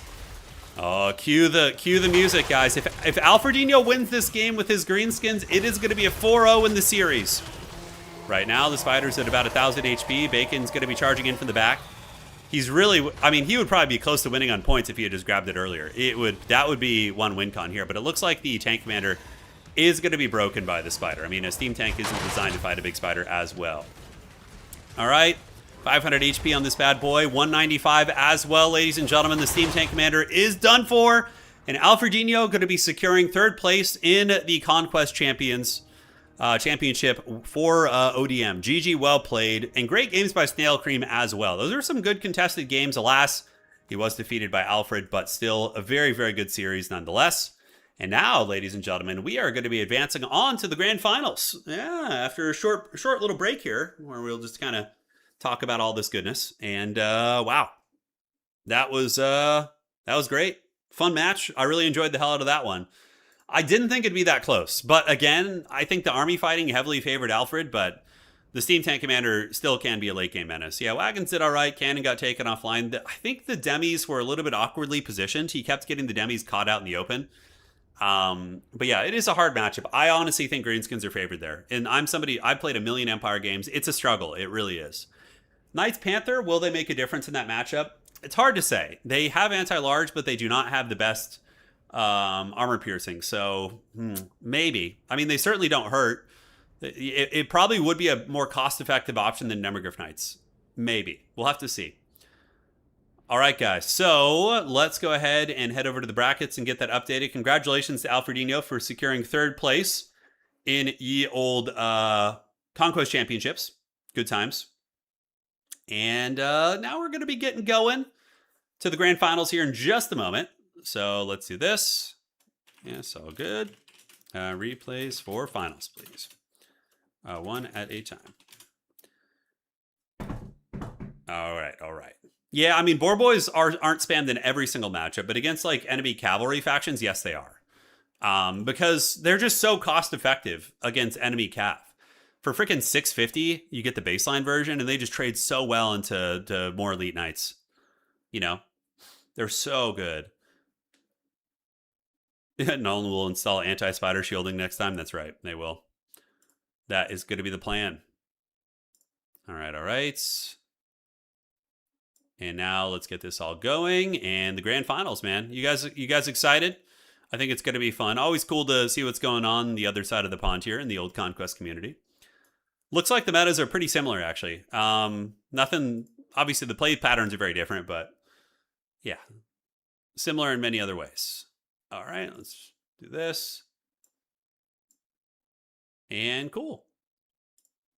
So let's get the brackets changed real quick. The finals, the players decided they wanted to do the grand finals via replays. So we are doing it via replays. I'm only being sent one replay at a time, so I have no idea what the outcome is. And yeah, So these are replays. Because a lot of the players are from various parts of the world. I think we had I think somebody said Snail Cream was a Korean player, and then another player's from somewhere in Eastern Europe. So the connectivity can be tricky.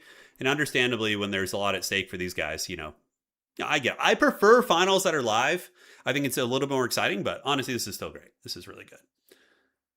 All right. In 2 years, a Baneblade Lord versus a Hive Tyrant. Exactly. That's what's going to be going down, man. Yeah, it's going to be good.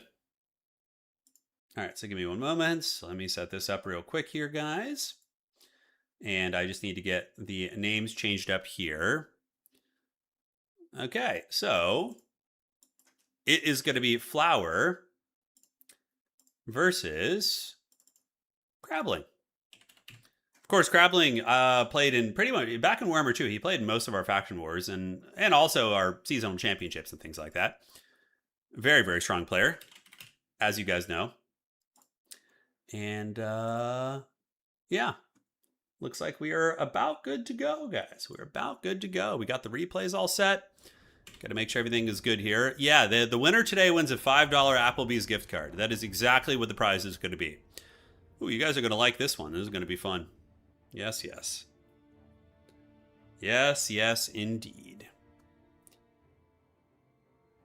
The prize pool, it's around the same as, I think it's $500 for first place for this, if I'm not mistaken. Yeah, I think it's $500. 51% of Applebee's stocks, that's right. All right, lads, so let's do this and go over to the pick and ban for this game here. So here we are. Welcome to the grand finals. And the pick and ban. Flower is going to be picking. Let's see what it's going to be. He picks Tomb Kings and Kislev, and we're waiting on the third pick. Global bans have come in for the series. Norska and Grand Cathay are the bans for Flower, and High Elves and Ogre Kingdoms are the bans for Crabling. All right, excellent, excellent. Dedicated servers would be really nice, honestly. If we had dedicated servers for Total War Competitive, it would heavily motivate me to do bigger events, more events. Like, historically, I've reached out to bigger sponsors and had the opportunities to maybe do some fun LAN events and things like that. But, like, one of the biggest issues historically, especially in Warhammer 2, was that just, like, we had... The servers were just such a problem for consistency, It was such a problem. So, yeah, that was one of the big variables. Yeah. If we had servers, I would definitely feast. I would feast pretty hard. Okay, so Tomb Kings, Kislev, and Greenskins are picked. Crabling bans the Kislevites and is now going to be doing his counter pick to see what it's going to be here. All right, perfect. And it looks like it's going to be Tzeentch as the counter pick and Tomb Kings as the final selection. So Tzeentch versus Tomb Kings, a fun matchup. Yeah, some of the magic of Tzeentch can be pretty good here. Burning Heads, obviously, are available if you have a Cultist. So, yeah. Yeah, this is one of the multiplayer game modes. There's basically two styles, right? You have the Conquest style and you have Domination. They're both great. Just depends on your preference. If you want more of like a traditional RTS experience, you play Domination mode. If you want more that has like macro and that type of stuff. But if you want more of a traditional Total War experience, then... just with the, singular armies fighting, then yeah, Conquest mode is great. All right, guys, let's get it. Let's have some freaking fun. It's going to be Tomb Kings versus Tzeentch. Maxpan Jim, thank you for resubscribing. And Rain, thank you for subscribing as well. Appreciate the support, my friends. And now let us go ahead and waste no more time and load into the match. Turin, we should rent a disused shed and do one in person. Dav, I actually have something in the works. I got something schemed up, bro. Yeah, that we won't be in a shed either. It's going to be a legit one. So stay tuned, man. I'm working on something really cool for Total War, for when End Times comes out, and it's gonna be awesome. Stay tuned, Dov. And I would obviously love to have you as my caster compadre. That would be the idea. All right, so let's load it on in, guys, and get into the game here. Here we go. And so it begins. The greatest battle of our time. It is going to be Crabling on Tzeentch and Flower on the Tomb Kings. All right. So let's get it. Let's have some fun, guys. Yes, and break down the armies. So for the armies of the Tomb Kings, it is going to be Skeleton Horseman Archers. So we got 1, 2, 3, 4, 5. Yes, yes. 4 of which are going to be archers. 1 of which is going to be some light horsemen here. The rest of the Boner army is going to be skeleton warriors backed up by baseline archers, Ushapti great bows, and spearmen, and a couple big sphinxes actually. Wow, look at that. All right, all right. So we do have the Sphinx of Usef here, and then it is also going to be Setra the Imperishable One, who does have the Usirian's Incantation of Vengeance. And yeah, plenty of anti-large, plenty of good shooting as well. Let me make sure the nameplates line up to where the players are on the map. Yeah, I think he's switching perspectives on the replays, so they're a little bit off, but that's fine. Flower is on the Tomb Kings here in this game, and Crabbling is going to be on Tzeentch. Now, Crabbling with Chaos Warrior Halberds, a very durable front line. Today we have seen very, very light infantry corps, but this is one of the first games we have seen today of seeing heavy infantry being played. Changeling is going to be turning into, I'll leave it for a surprise. Shrieking Skyrays are just really good because of Lamprey's Bite, but also provide some anti-large utility. Horsemen, Furies, and back here more Horsemen and more Furies. Is this going to be a, oh my god, is he going to play a Kugath objective build? No, he's not. No, he is not going to play a Kugath objective build. No freaking way. That would be so funny. Because it is something that in the early days of Conquest mode, people were playing this way. I don't think... No, okay, I have to look. Oh no, what the hell? It's Gotrek? A Gotrek pick. Okay, this is the grand finals of one of the most competitive tournaments in the world. And he is turning into freaking Gotrek Garnison of all the choices here. What the hell is this? I don't know what planet we're on. I don't know what's happening, but yeah. All right, guys, so a little bit of skirmish fighting. The Tzeentch Horsemen going to be clashing. And so far, a pretty disastrous start here out of the gates here for Flower, right? Yeah, Flower getting caught with 2 horsemen? Whoa, why? That is a horrific start. 2 skeleton horsemen going in the trash right out of the gates. A massive advantage here for Crabbling in the initial skirmish game. But the Ushapti Greybows and the Archers are doing good damage. We see the Chaos Warrior Halberds getting ground down. Gotrek Garnison is here, guys, and he's going to be chasing away Setra. Oh my god. And I think, you know, here's what Crabbling did, guys. Crabbling used his meme pick to surprise his opponent. Flower was probably stunned by how haggard the Changeling pick was, and he lost micro on his flanking units. I honestly think it's something like that going down here. Now, Fury's going to be chasing down more of these units. The Skeleton Horsemen are going to be eviscerated. Back on the main line fighting, Chaos Warriors, of course, will defeat Skeletons. It's going to take some time. We have a final Transmutation caster, and guys, I legit think he is going to be sitting on the objective. Oh my god, that's so funny. No, he does have a caster. He's got a metal caster over there. All right, so a lot of the skirmishers are taken down. Furies are causing a hell of a lot of disruption, and we do see Skeleton Horsemen running in to try and peel, but the problem is they're just going to get wrecked too. Furies of Tzeentch will have enough stopping power to take down Skeleton Horsemen all frickin' day. Now back on the middle objective here, ladies and gentlemen, Skeleton Archers are going to be shooting into the Chaos Warriors with halberds. Those guys getting worn down. And the Gotrek Aecold build with a final Transmutation caster to punish on the middle objective is so funny. I would actually be really interested to see somebody win using an objective play, but I feel like it's going to be risky. These Skeleton Archers are just farming super hard into those halberds, right? Furies are chasing. I think, honestly, bringing the Furies over to shut down these Archers would be a big win. The Ushapti Great Boners are looking for a good position. They're probably going to be trying to get down the side right here and just plant their feet and shoot into the side of the Severed Claw in those units. Setra the Imperishable coming in. The objective could be in the process of flipping, and the Severed Claw moves in towards Setra. Meanwhile, Gotrek Garnison going to be heading over there to cause a little bit of disruption, but the Tzeentch Air Force is slowly dragging down the Tomb King's mobility here, but really I think he needs to get on these Skeleton Archers. Those guys need to get taken down, that is for sure. All right, so Tomb King's Chaff units doing what Tomb King's Chaff do. Aecold grinding down these units. The Big Sphinx is going to be moving in. In the meantime, Chaos Warriors and Marauder Horsemen of Tzeentch, who did stabilize and have a decent amount of ammunition. Looks like they're going to be getting screened out by the Skeletons right there. Usirian's Incantation of Vengeance activated pretty good. You know, if Flower can stabilize his Skeleton Horsemen here, that is going to be very, very nice indeed. So Usirian's activated. Yes, yes, Setra the Imperishable One chasing down these Furies, and it looks like both Furies going to be taken offline. So Flower has stabilized. After that rough start for Flower, I think he has pulled out a decent trading situation where he has his Great Bows, he has his Archers, and yeah. But you're going to have to deal with these characters, dealing with the Changeling, Aecold Hellbrass, and the Final Transmutation. Those characters are going to be obscenely difficult to take out. They all have really high leadership. I mean, Gotrek is obviously, you can see just rock hard 100 right here. Severed Claw, also a bit of a problem. Now, is this worth using a Final Transmutation for right here? with all these. No, it's not. You got to save all of them, right? Because usually you can do 3 overcasted final transmutations in a game, or maybe like 2 and 1 regular one, depends on the situation. So you're going to want to save that for Cetra and for the Big Sphinx in the later stages of the game. But very close fight, honestly. Ushapti Great Bows shooting into the back right there, so the Chaos Warriors of Tzeentch are going to be getting melted slowly but surely.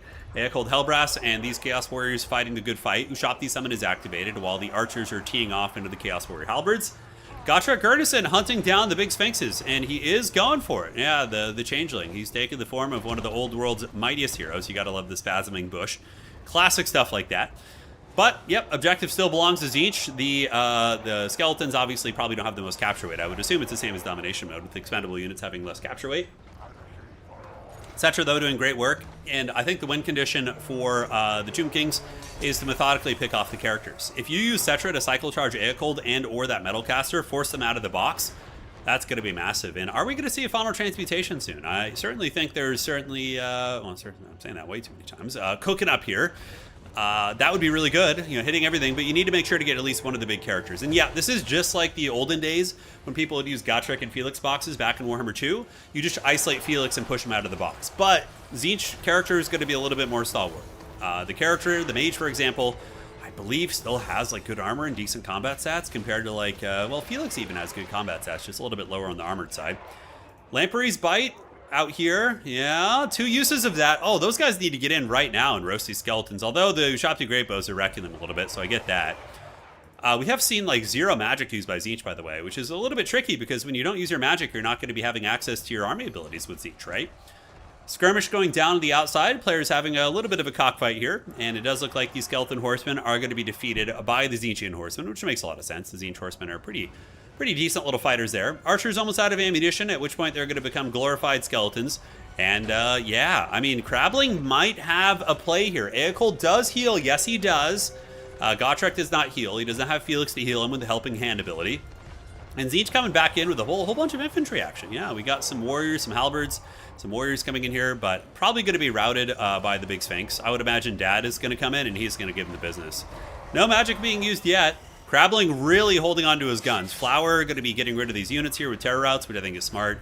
A little bit of damage being taken by the big man. And the Ushapti Great Bow is going to be attacked by the Shrieking Skyrays. Oh, they did the Lamprey's Bite in the middle, and it melted those guys down. Final Transmutation activated, it looks like here. And that's going to be going down on Cetra. Ooh, that's a thick one, boy. That's really good. And it actually gets the Ushapti Great Bows a little bit, too. Very, very nice. And I think Crabbling is just kind of laughing all the way to the bank right now, guys. He's getting in there. He's hanging on objective number 1, and he is just grinding these bad boys down. The Tomb Kings, do they have the means of dealing with this? I don't know. Oh, army ability as well. Okay, so now he just AFKs here and gets another fat bombardment, but his opponent knows it's over and is going to be calling it. That strategy was really interesting. A Gotrek Unbreakable anti-large changeling pick, backed up by Eocold and a Metalcaster to punish the all-ins. Pretty cool, man. That was an interesting one. All right, so with that being said, we're going to go ahead and update this. Crabbling is going to go up 1-0 in the series. Extra evil Crabbling plays. And more conquestable game, yes. Yes, it was indeed. Maxman Jim, thank you. And Con, thank you as well for resubscribing. Thank you guys for the support. I really, really appreciate it. And ladies and gentlemen, we're going to keep the good times rolling. Flying Fleege, thank you for subscribing to the channel. Yes, yes. Gotrek Changeling is, yeah, I know. Didn't have that one on my bingo cards. So let's go to the grand finals. We're going to get the score upgraded, and that is going to be the dreaded Crabbling going up 1-0 here in the grand finals. All right, all right. Oh, that's fun. That's fun, Contrarian. A little bit of a factoid, huh? Okay. So, let's get it going. So we're going to go to the picks and bans, get the replay set up for the next game. There we go.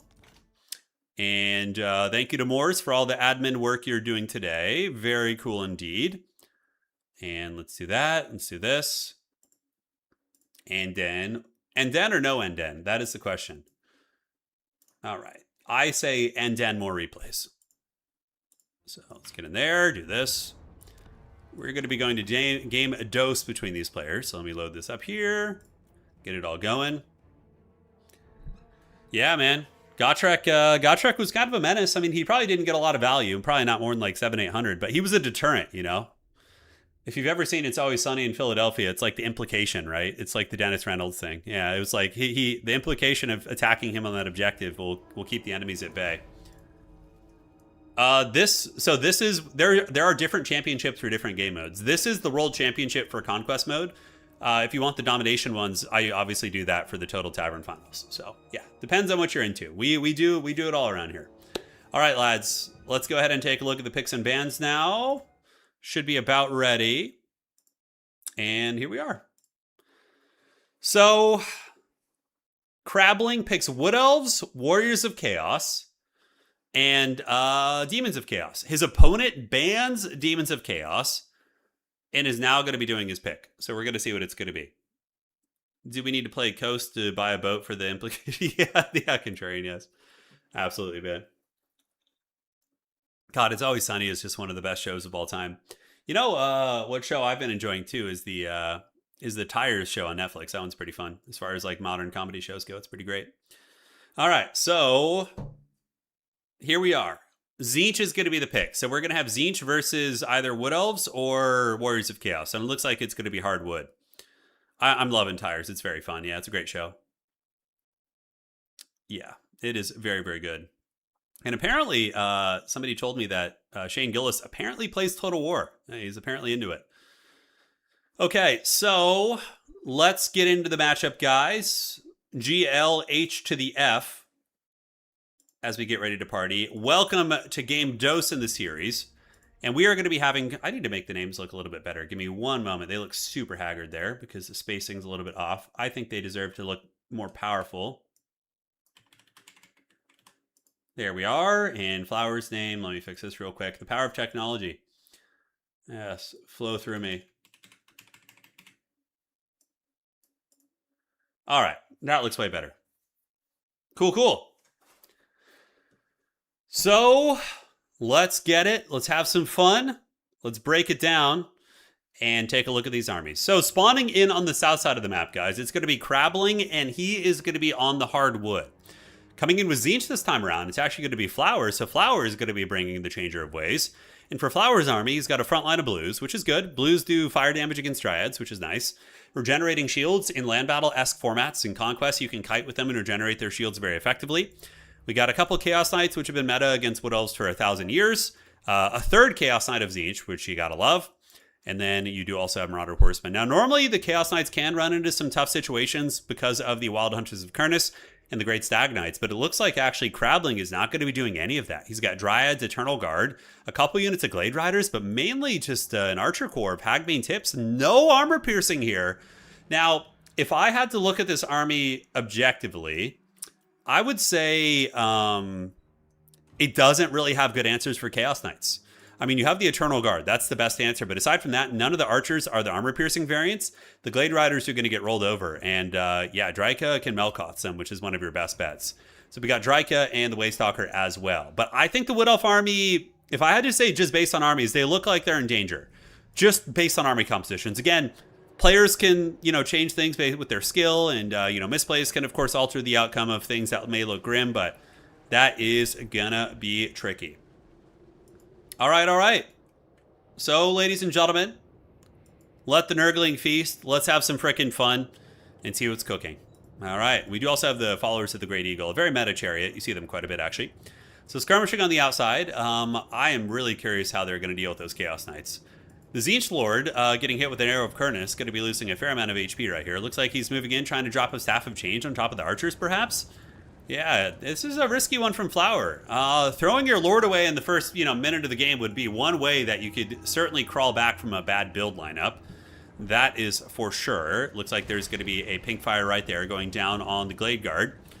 Skirmishers are out and about. Looks like it's going to be 3 of those guys just poking fire damage into the Dryads. And it looks like the Sorcerer should be able to get away. Chaos Knights doing a big flank overload. Going to be ignoring the western flank. And looks like they're going to be going all in on this side, which is good against infantry-based armies because it forces all these infantry to move across and, have to relocate their formations, which is, not fun. Not fun for sure. But so far, Light Cav here, what's their freaking plan? Fight Chaos Knights? No, it can't be. All right, so they're going to run. Chaos Knights could honestly just run over these Dryads too. Melkoth's activated on the Chaos Knights here. And if he wanted to be really sweaty, he could also run them away and let them regenerate their shields. But I don't think he needs to do that. Couple blues waiting. You don't want to advance them into the archers. Just take the favorable fights where you can. Chaos Knights are getting dragged down by the Melkoths and Dryka.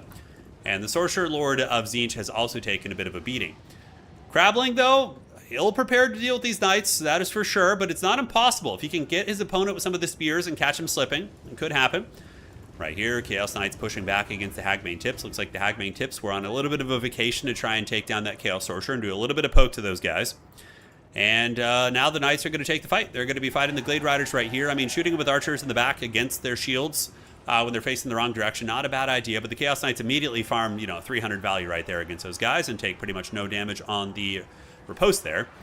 Really, really nice pink fire, though. God damn, that was a good one. That was beautiful. Roasting a couple of those units, so not terrible at all. Chaos Knights of Tzeentch going to be retreating away.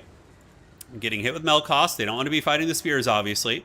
Marauder Horsemen posturing, dragging down Dryads, while the Chaos Knights and Furies try and encircle the battlefield here. Both players have kind of shifted their formation 90 degrees and 360 respectively.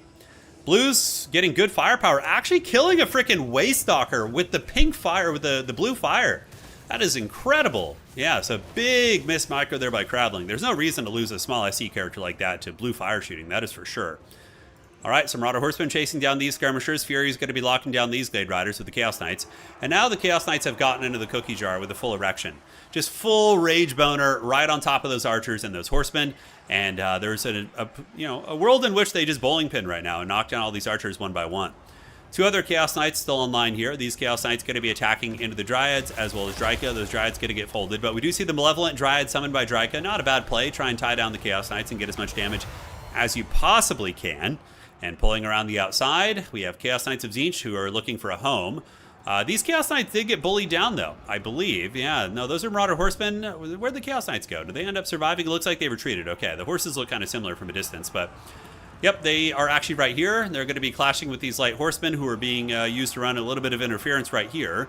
And over here, the Chaos Sorcerer Lord of Tzeentch, probably going to be looking for some more pink fires, while the blues are just kiting. This is what blues do very well. Tzeentch is one of the better kiting factions in, with their infantry in Conquest and Land Battle, simply because of the regeneration on their shields. By kiting like this, you're not only dragging these guys out, but you're also allowing the Protoss shields of the blue horrors of Tzeentch to set up shop and regenerate, which is very, very cost effective.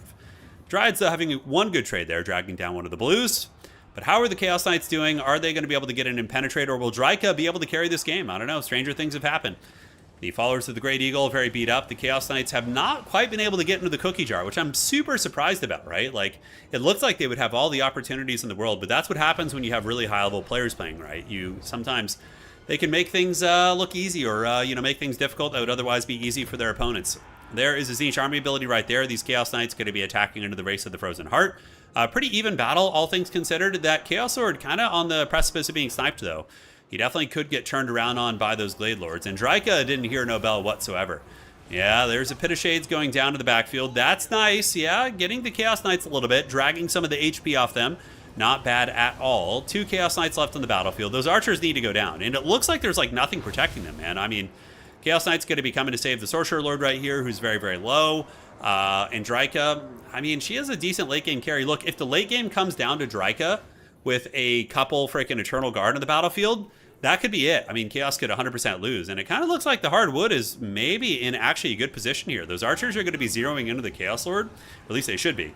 And he might get sniped, which would be very, very disastrous. This is a weird game. It's kind of like hard to tell why the Wood Elves are even in a good position, but I think a lot of it is the shadow magic and just kind of dragging those Chaos Knights through the mud, using Melkoths and just poisoning them, and just chipping away at them when their shields are not facing the right direction. Eternal Guard versus Blues over here. Dryads going to be worn down there as well. And somehow Palpatine Crabling has returned. His Glade Guard shooting into the Forsaken right here. And yeah, wow, 94 Eternal Guard is a big problem, ladies and gentlemen. That is a big old problem right there. And yeah, once again, shadow magic is goated. I mean, if you've looked at the Wood Elf meta against Cav factions for a long time, it's been a lot of shadow magic. Pretty much Melkoths carries the entire matchup. It's so freaking good because it slows the Cav down. It does some really good damage. It's incredibly badass. And the Spears are chasing here, but they should probably be going after the Chaos Knight. Looks like a Tzeentch army ability going to be going down, which is going to trigger Dryka's Fanatical Resolve, making her a little bit chonkier on that. Yeah, so the intensity does go up here. But it looks like the archers might finally pay the troll toll. And this is where having the objective could come into play. You know, obviously we're about, I think it's 600 victory tickets to get the dub. That is going to be a nice little pink fire right there. Not bad at all. But the archers finally do get taken offline by those Chaos Knights. But Draika, can she be killed? Is there enough on this battlefield to kill Draika? I don't think so. I mean, she has still got 2,300 HP. She drops another Melkos on those Chaos Knights. Forsaken are a bit scary, but Draika needs to make sure to stay with some of her infantry units so they don't get picked off. Like, Draika needs to go back right now and fight these Forsaken with those Eternal Guard. Yeah, that would be the way to do it. Because the Eternal Guard are your late game carry piece, right? These guys are getting a little bit low. There's still a lot of blues on the battlefield. I mean, I guess if Draika got circle beaten by a bunch of these units, maybe. He really needs to keep those Eternal Guard online. But the Forsaken will most likely catch them eventually. Draika is still fighting the Chaos Knights over here. Most likely the Glade Riders. Oh my god, the Zeech Lord got taken out. These Giga Chad Skirmish Cav on the outside. Oh my goodness. Oh, that's huge. That is a huge one right there. Eternal Guard are still running. Yeah, and Draika is chasing whatever the hell she can. The objective is still going in the favor here of the Wood Elves. Not that it's as much of a variable here. Glade Riders chasing down the Chaos Sorcerer, while the Eternal Guard are going to be scurrying away here. Draika, yeah, just kind of fighting whatever the hell she can. I mean, she's going to be, you know, fighting her. Yeah, you got to turn and fight now. The Forsaken have closed the gap. There's no sense to run. You're just going to get massacred. Turn around and fight. Use your melee defense. Kill a couple Forsaken, but I don't know. I don't know how it's going to go, guys. This is going to be a very, very close knockdown, drag-out fight. What do you mean by shield regeneration? So every Zeech unit has a blue health bar that represents their shields. So they have shields on top of HP. And if they're out of combat for a certain amount of time, they regenerate their shields. So you can engage with Zeech units, withdraw them, and let them heal their shields, and then re-engage them. It's a very, very strong strategy. All right. So Draika, doing it. Looks like Zeech is going to be going for the objective. Draika is still just grinding it out. Let's do a little bit of fast forwarding here. Draika kind of getting low, but... oh, man. Yeah, the Zeech Lord being gone is insanely good. Oh, my God. I think Crabbling is going to pull this one out. What a raid boss, bro. What a freaking raid boss. His build was not favored at all. Like, Crabbling's build, in my opinion, was at a massive disadvantage. But he somehow made this game close. Palpatine somehow returns, man. Flying Fleege, thank you for subscribing, brother. Yeah, Blue's putting in work. Yes, they are. All right, so Draika is here, and she gathers some Dryads. Those Forsaken are going to be a problem. Ooh, this is tight, dude. I don't know. And oh, he's got archers coming back. Yeah, okay. Okay, that changes it. You basically just wait for the archers to come back. You protect them. So yeah, gather your archers in your skirmish cav. And Draika, can she outrun these Forsaken? Yeah, she can keep enough distance, I think. I think that Wood Elves can clutch this. Yeah, he cycle charges with skirmish cav. He's trying to steal the objective. Yeah, keep the Forsaken off Draika. Very good, very good. He's doing everything right. Wait for the archers to come back in. Draika getting hunted. Archers are on the point. Dryad's on the point as well. Draika doing the dreaded kiting.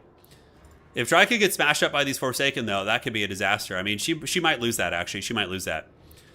All right, so here comes the Dryads. The archers need to be shooting right now. I don't know why they're moving up so close. They should be postured back. The Blues are certainly very low leadership. Draika is close to being caught. You might need to call some light cav out here to help out. Oh my god, she had a Melkoths. She still had a Melkoths, guys. Huge. Oh, and the objective's going to be flipping to the hardwood in the fourth quarter, and that goes to the Wood Elves, who are now going to start bleeding them out on points again. Very, very nice. Draika's on her way back. Dryads engage, and we're going to be seeing the light cav coming in from the back. Very, very nice, dude. Very nice play. All right, so those guys are at -20. They're going to disintegrate off into the Shadow Realm. But Draika versus just the Forsaken is a little bit sketchy. They stabilize. They stabilize at 13 leadership. Holy shit. Oh my god, 500 points here. He only needs to hold a little bit longer, but it looks like they're going to get this.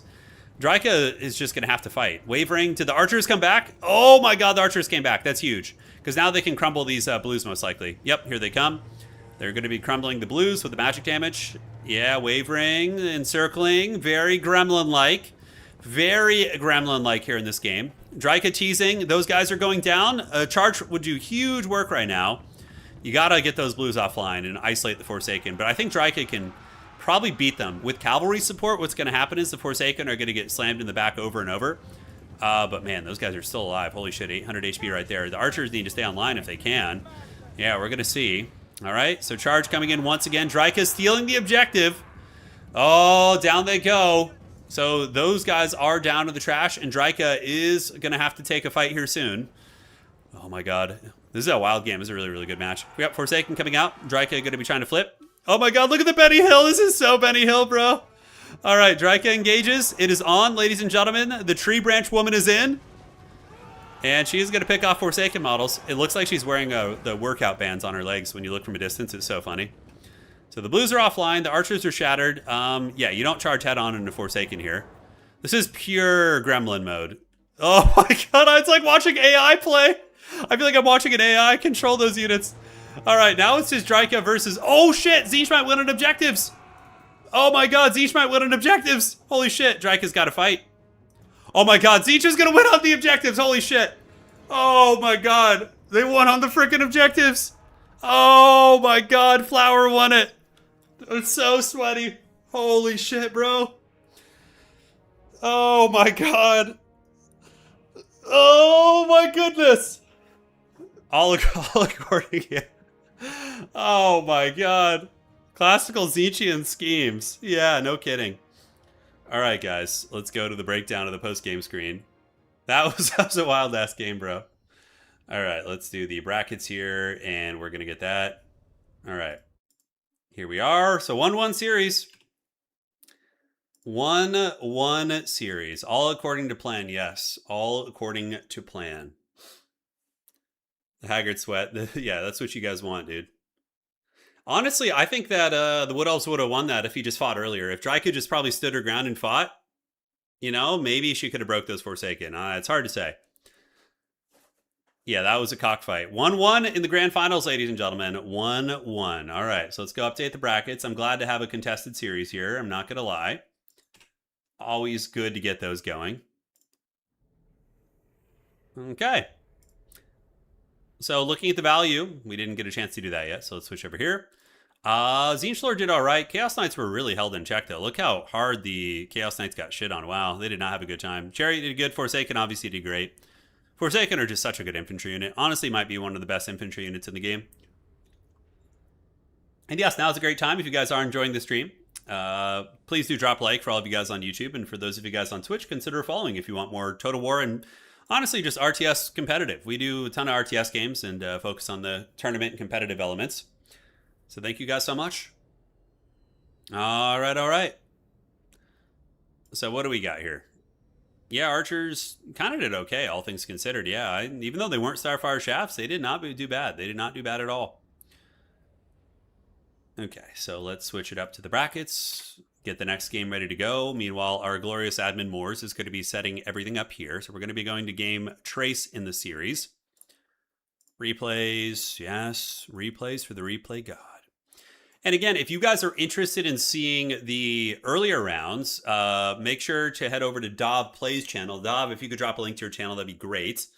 He casted every single one of the best of fives yesterday. It was like a 5-hour stream. And there was a lot of great games. If you guys are interested in more Conquest mode, obviously, he's the man to go to for that. All right. So let's look at the breakdown here. Make sure I got the right replays all set. Okay, and here we go.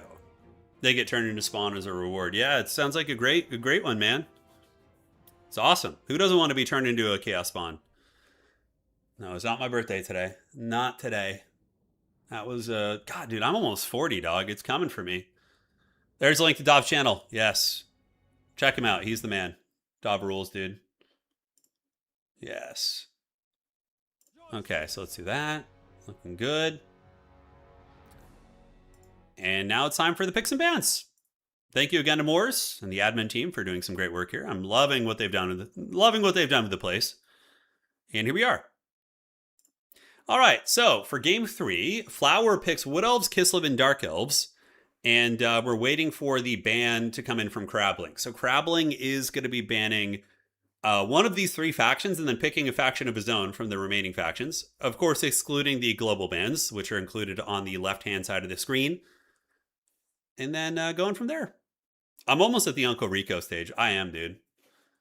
I was on a walk yesterday. I went on a friggin' fat 7-mile walk, and I walked past my old high school, and I was like, "Yo, Back in '05, I remember scoring the touchdown there.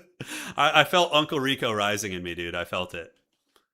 No, yeah, no, I don't feel bad about being almost 40, dude. I'm chilling, dude. All good. Yeah. So we get Dark Elves are the pick against the Bretonia pick. So Crabbling picks Bretonia against those 3 picks, and then the counter pick is going to be Dark Elves. All right, Dark Elves Bretonia, man, a classic. Coldwell Knights versus Bretonian Cav, repeater crossbows, all sorts of good stuff like that, which is good. Turning into Ethan Hawke. I do look kind of like Ethan Hawke. Yeah, it's true. A little bit. You're turning 50 in 3 months. Happy birthday, man. Yeah, I hope you're well. All right, guys. The time for half measures is over. Let's get it going. Let's have some freaking fun and see what is going down. So loading in here. There we are. Make sure the pick and ban is good. So Crabbling on Bretonia. All right. So ladies and gentlemen, spawning in on the south side of the map, it is going to be Crabbling and Bretonia. And he is going to be facing off against Flower and the Dark Elves, which is going to be quite a bit of fun. And again, let me make sure I have that right. Yes, Crabbling is going to be on Bretonia. All right, all right. So let's break down the armies. For Crabbling, again, very meta Bretonia, right? Peasant mobs, archers in the back for counter skirmish and poke, and then mass amounts of cav units up in the sky. We do have Alberic as well as some Pegasus Knights for disruption, and that is a shit ton of cav to micro, dude. That is so much. All right, all right. Let's get it. Let's have some fun.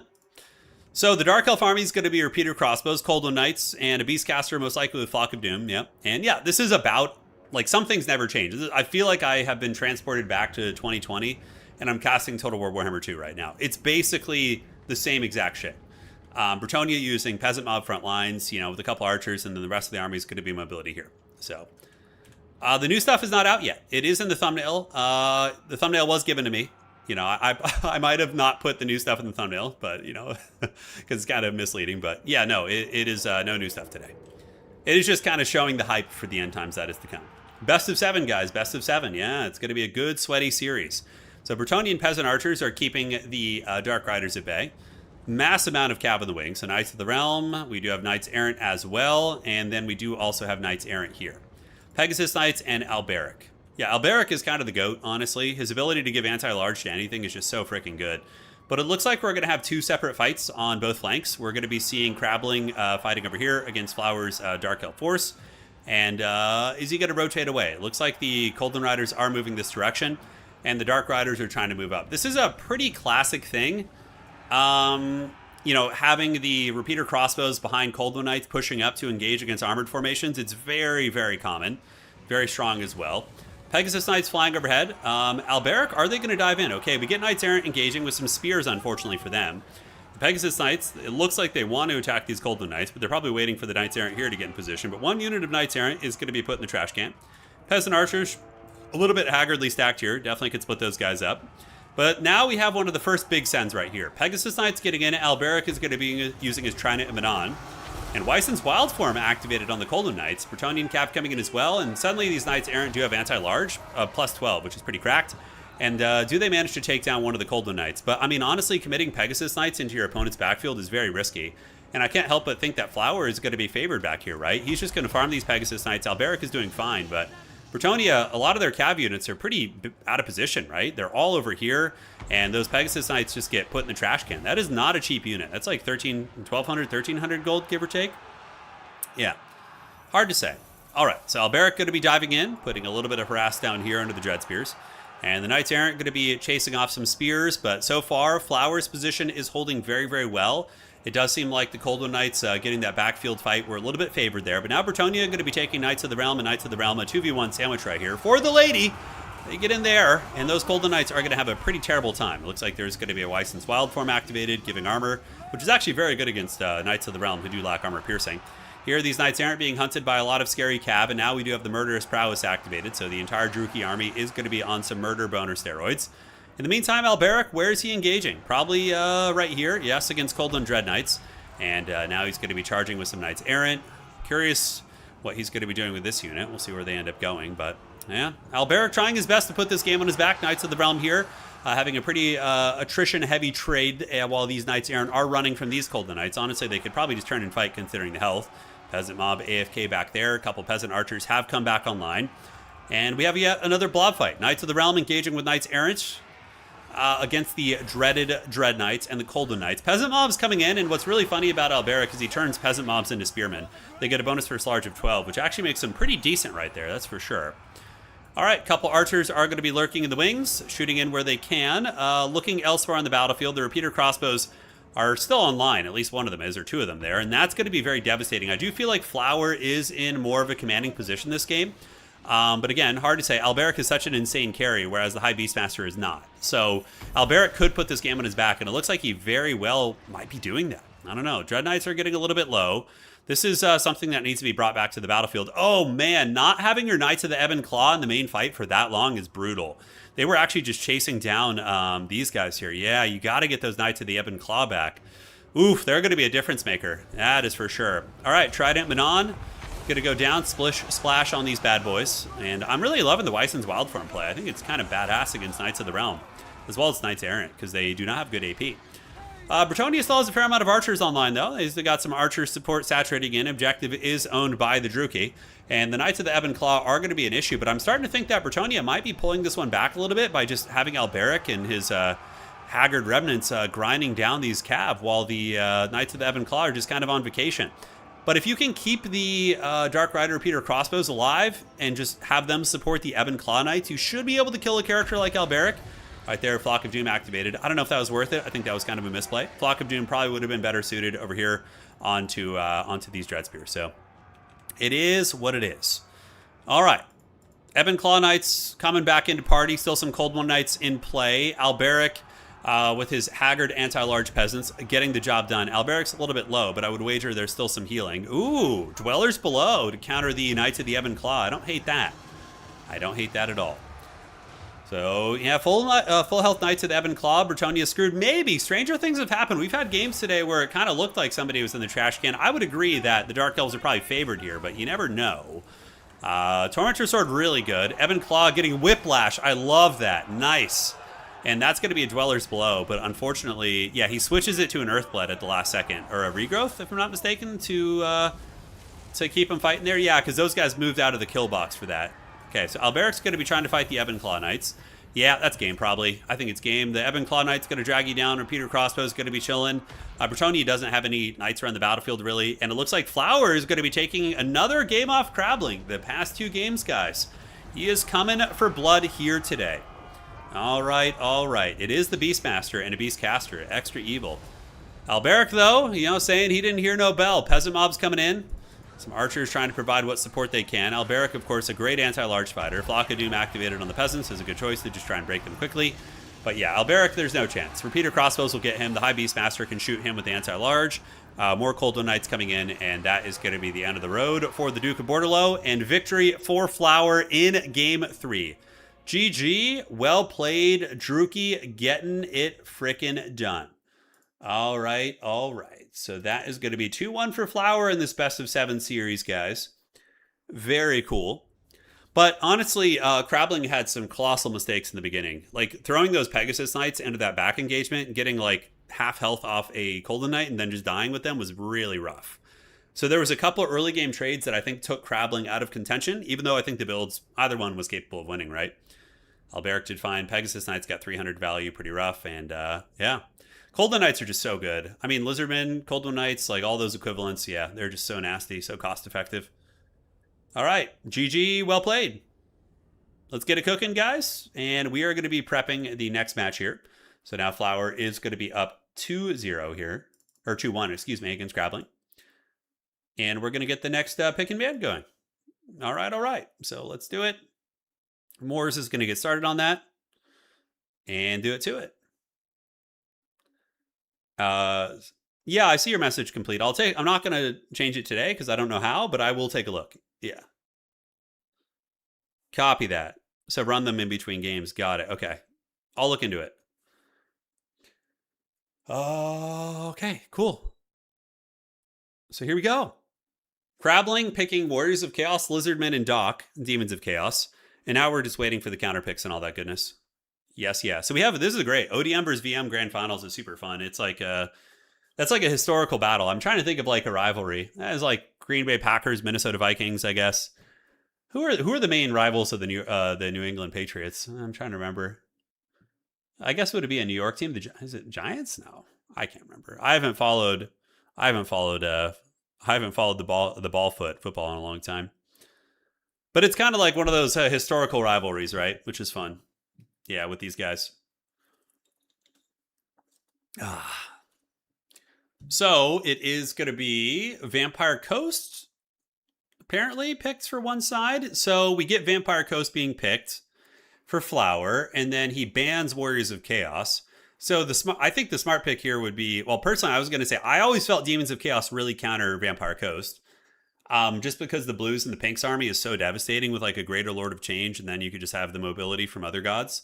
But again, it looks like Lizardmen are going to be the play. So obviously Crabling is more comfortable here. GLHF.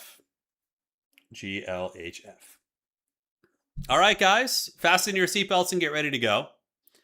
Let me get the replays here. Make sure I have it all.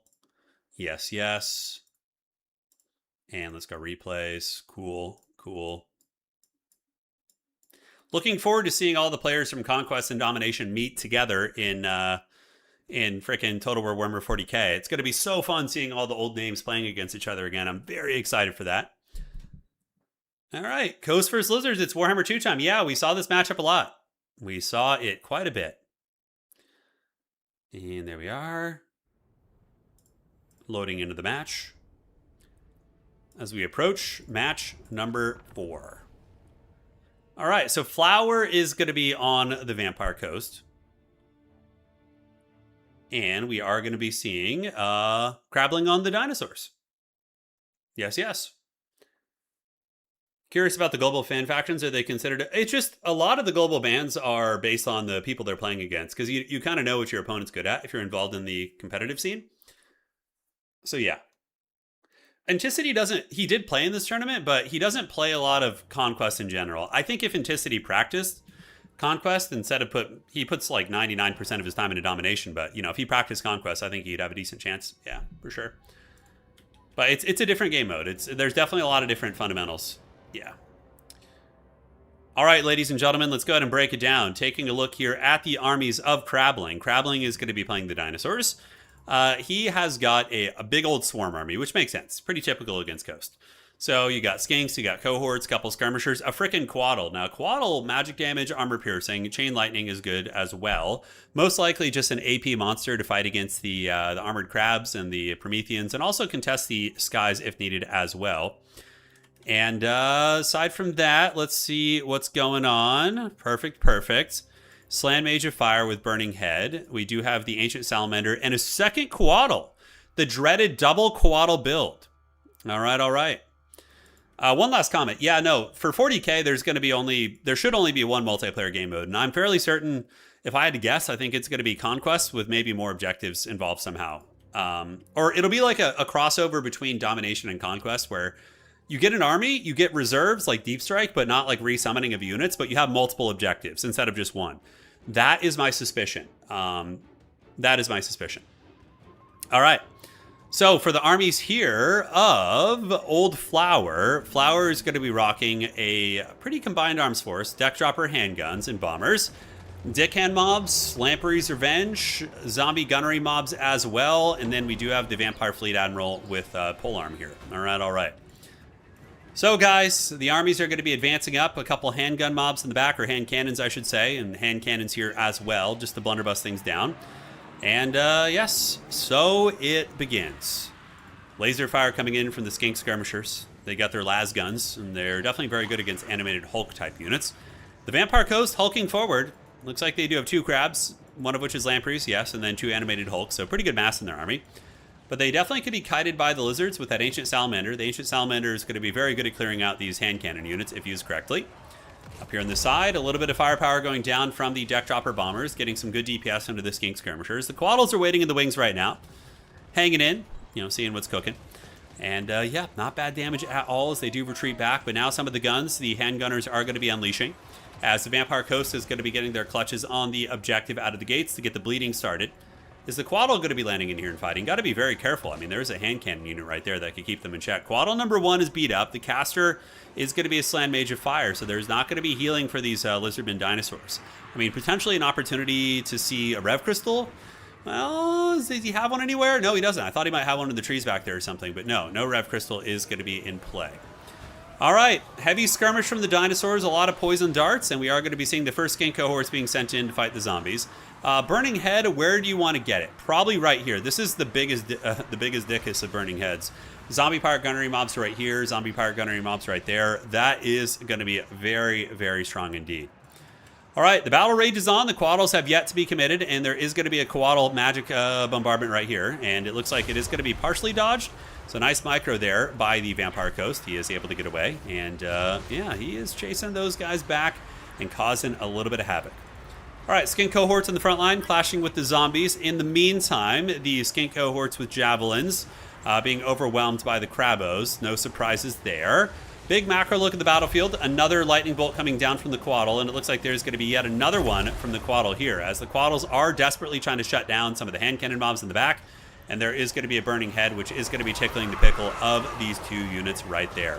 But this Quaddle's getting freaking Last Samurai, ladies and gentlemen, also beaten down by the Prometheans, and the Vampire Coast character does have a halberd and is going to get in, and it looks like that Quaddle is down for the count. So the Lizardmen losing a giant monster right there. That is a very painful one for them. And the gun line, though harassed, still seems to be in good shape. And the other Quaddle here is also losing a lot of HP to the handguns, as well as the big Crabos, Stabos, and the gunnery mobs, which have been quite excellent. All right, animated Hulks, just fighting whatever the hell they can catch. Cohort of Sotek sticking on those. Lamprey's Revenge going to be regenerating and chasing away some of the skirmish units up on the objective. Vampire Coast still does have their clutches on it. Dinosaurs, though, do have a decent amount of frontliners, and the Ancient Salamanders are folding up quite a bit. So we do see a bit of a position forming for the dinosaurs where they are getting kind of their feet under them a little bit, pushing this Coast Army back. But the Coast Army is still very healthy. Invocation, very brutal on those 2 Crabos. And their hand cannons, despite all the efforts of the Quaddles to shut them down, are still very much online. So that is going to be a tricky one to deal with. Hulks chasing down cohorts. Bomber mobs or handgun bats over here are being taken down by skirmishers, so very, very clean play right there, as we do see gunnery mobs being summoned. And the Vampire Coast is going to be turning around and getting ready to move up. So now they're coming for blood, ladies and gentlemen. Red-crested skinks, a little bit low, but they are the unbreakable ones. No, the unbreakable ones are somewhere. These are just regular ones right here. Certainly going to be annoying. Hand cannons shooting into the skinks as they make their way in. The skink skirmishers do not have missile resist, so they will be taking some casualties, but it looks like they are going to get in their little cudgels and have Mortal Kombat. Burning Head going down the pipe, going to be tickling those hand cannon mobs, and it looks like the Quaddle lightning bolts also causing a little bit of havoc. The other Quaddle, though, it does remain, and having it chase down these deck dropper bombers is pretty good. At least there's something to keep your opponent's Air Force honest. But the Coast ground army just looks so much stronger here, man. It is looking real juicy. As the dinos, do they have the means to push through all this meat and this invos and this healing? I don't know if they do. Kind of looks like Vampire Coast and Old Flower Power here are looking pretty good. We'll have to see, though. All right, guys. Ancient Salamander continuing to shoot in. Zombie dickhand mobs on their way up. The lizards are on the retreat a little bit. Lamprey's Revenge are going to farm these. I feel like a Lamprey's Revenge unit could take like 10 skink cohorts. They're just so durable there. The red-crested skinks using Refuse to Die are going to be one of the bigger problems. The Battletoad is also in danger. I don't know what this guy's on. He's just rolling dirty on his mobility scooter here. But yeah, I mean, obviously, could easily be hunted down by the Vampire Fleet Admiral. Not caught easily, but once he gets him, I mean, it's definitely going to fold that bad boy up. All right. So the Quaddle has seen better days. The hand cannoneers getting a couple good volleys in there. He is going to be breaking leadership-wise.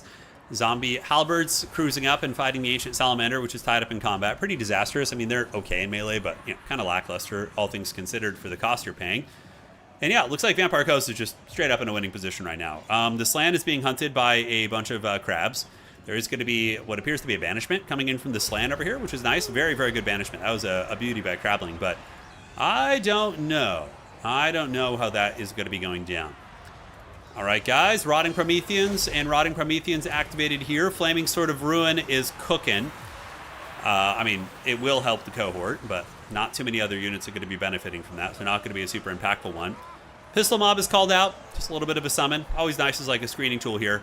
I feel like Lampreys just kind of carry the game, and the Vampire Fleet Admiral is going to be a much stronger late game asset than the Slan. Slan, when they run out of magic are just kind of potatoes, right? Up in the sky, Quaddle going to be fighting Jackdropper Bombers. It looks like the Jackdropper Bombers might actually win that fight, which is pretty funny. Crabs are still hunting after the Slan. The sweet Siren of Lustria, the thick booty, yes, it is going to be on the hunt.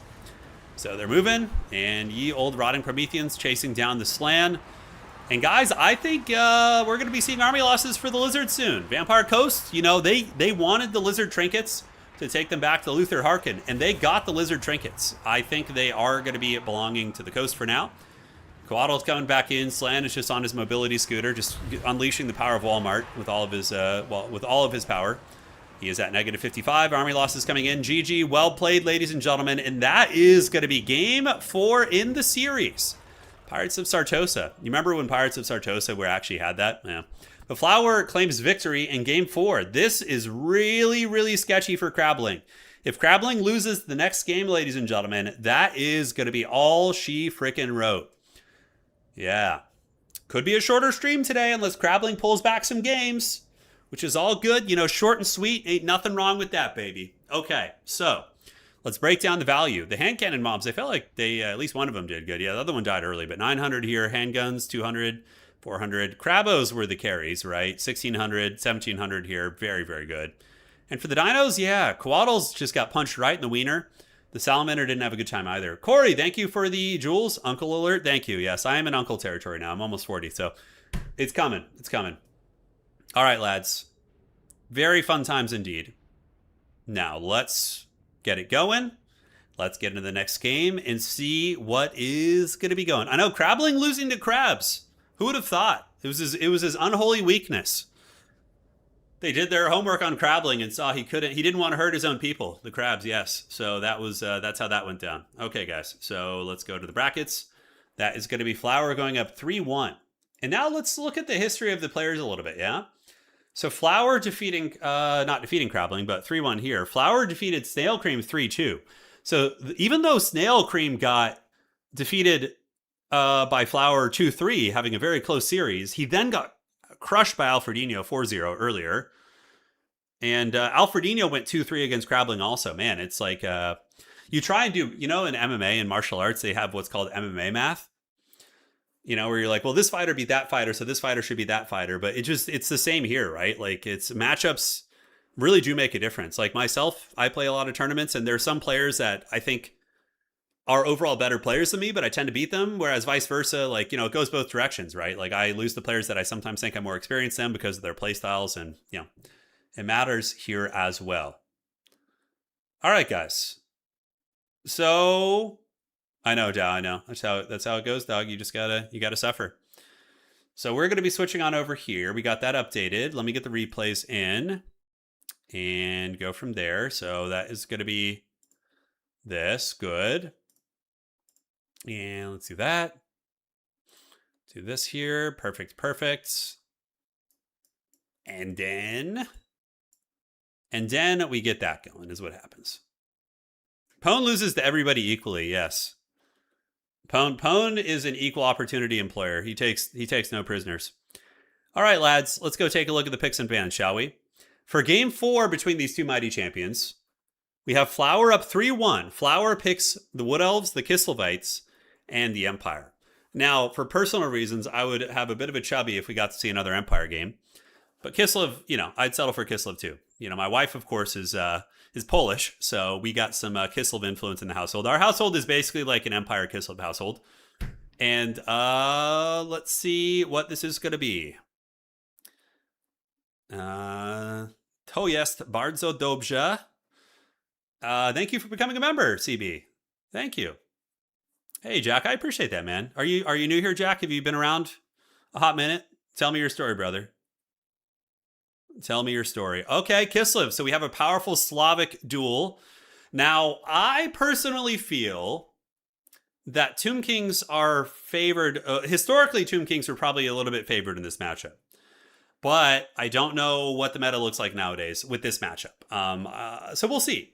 I feel like a little Grom can be very good. Although maybe that's more of a domination thing. I think in land battle, it's probably more even, or conquest, I should say.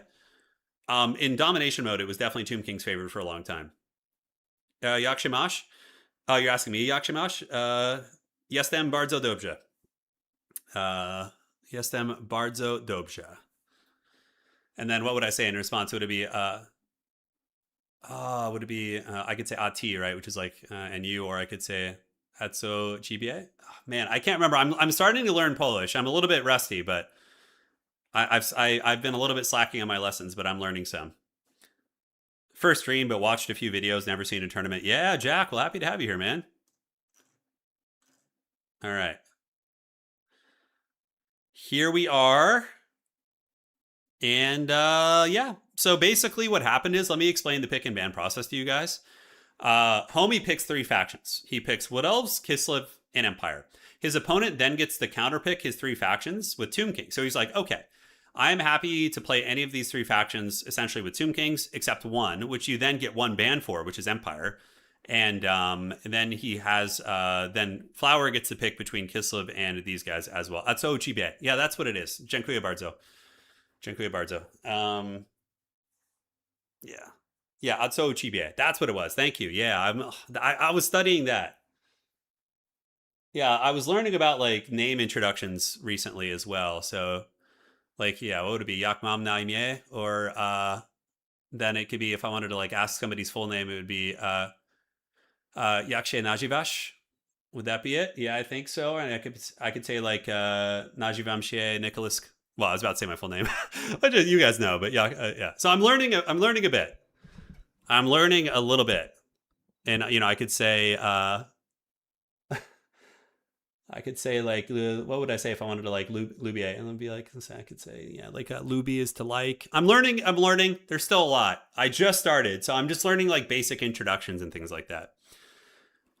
Okay, where are we? Hey, thank you, man. Tell you, I know what Comche means. Yeah, I know what that means. I know that. Yeah.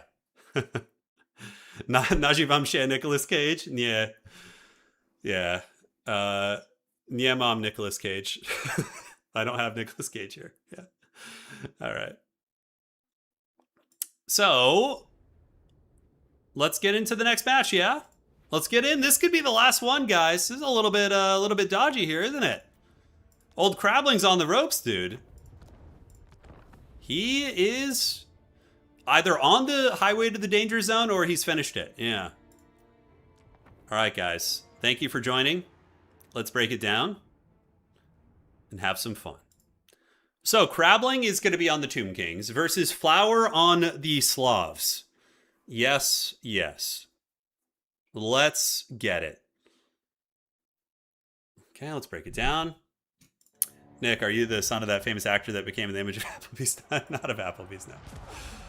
No, that is a funny story, though, actually. All right. So let's break it down, ladies and gentlemen. Take a look here at the armies of Crabling. Crabling, of course, going to be on the Tomb Kings. Kepler Guard, interesting choice. He's got Kepler Guard, a bunch of spears, Ushopti Great Boners in the back, and a Bone Giant is there to counter Little Grom. Boner Giants have been good against, Little Grom since the dawn of time. Cetra, Big Sphinx, very, very powerful combo. Cetra can clear out infantry. The Sphinx can fight, like, Frostworms and things like that. And that is gonna be it. GLHF, let's have some frickin' fun. So for the Slavs here, for the Kislevites, we have Kosovite Dervishes, Horse Archers, and some Light War Sleds. You don't really need heavy in this matchup, probably. Tsarina Katarine, Ice Maiden's Kiss is pretty goated. Just spam that on top of the Kepler Guard, and you're going to be living your best life, living La Vida Loca. And Little Grom is going to be trading into the Boner Giant. So we have a Duel of Fates, a fat boner versus a bear shooting cannons, which is always a good time. All right, lads, the battle is on. Light War Sleds here, going to be circling about. There goes a shot from downtown, shooting into ye old Boner Giant, and that one does miss. And the Bone Giant is actually ignoring the Little Grom. Interesting school of thought, using the Bone Giant to try and snipe out the combat SE instead of the artillery trade. Just kind of assuming the Bone Giant maybe will live through the Little Grom and still be able to use all of its ammo. Yeah, should be fun, man. It should be fun indeed. All right, guys, so the battle is on. We do see Cetra the Imperishable clashing here while the Skeleton Horse Skirmisher is going to be running. Ice Witch coming in, getting a little bit crunk nasty, which I don't love, because the Big Sphinx is kind of a monster. And Tsarina Katarine is immediately going to be running away, realizing that that is a bad fight. But these guys are very combat heavy with their skirmish cav. Lots of cockfights, but Cetra's going to come in, cause a little bit of havoc here. Definitely take down some of those skirmishers. Boner Giant shooting into the sleds and getting good value, and it looks like the Little Grom and the Boner Giant have decided to shoot different targets. Now, if the Little Grom has zeroed in on the Ushabti Great Boners, probably what you would do is pull them back this way and shoot over here and force the Little Grom to come forward. And then it's going to be more vulnerable to other plays. Wow, Cetra routing off some horse archers off the side of the map. In the meantime, though, the second Frostworm has arrived, gentlemen, and it is going to be attacking into the Sphinx, who does get Nero's Incantation of Protection.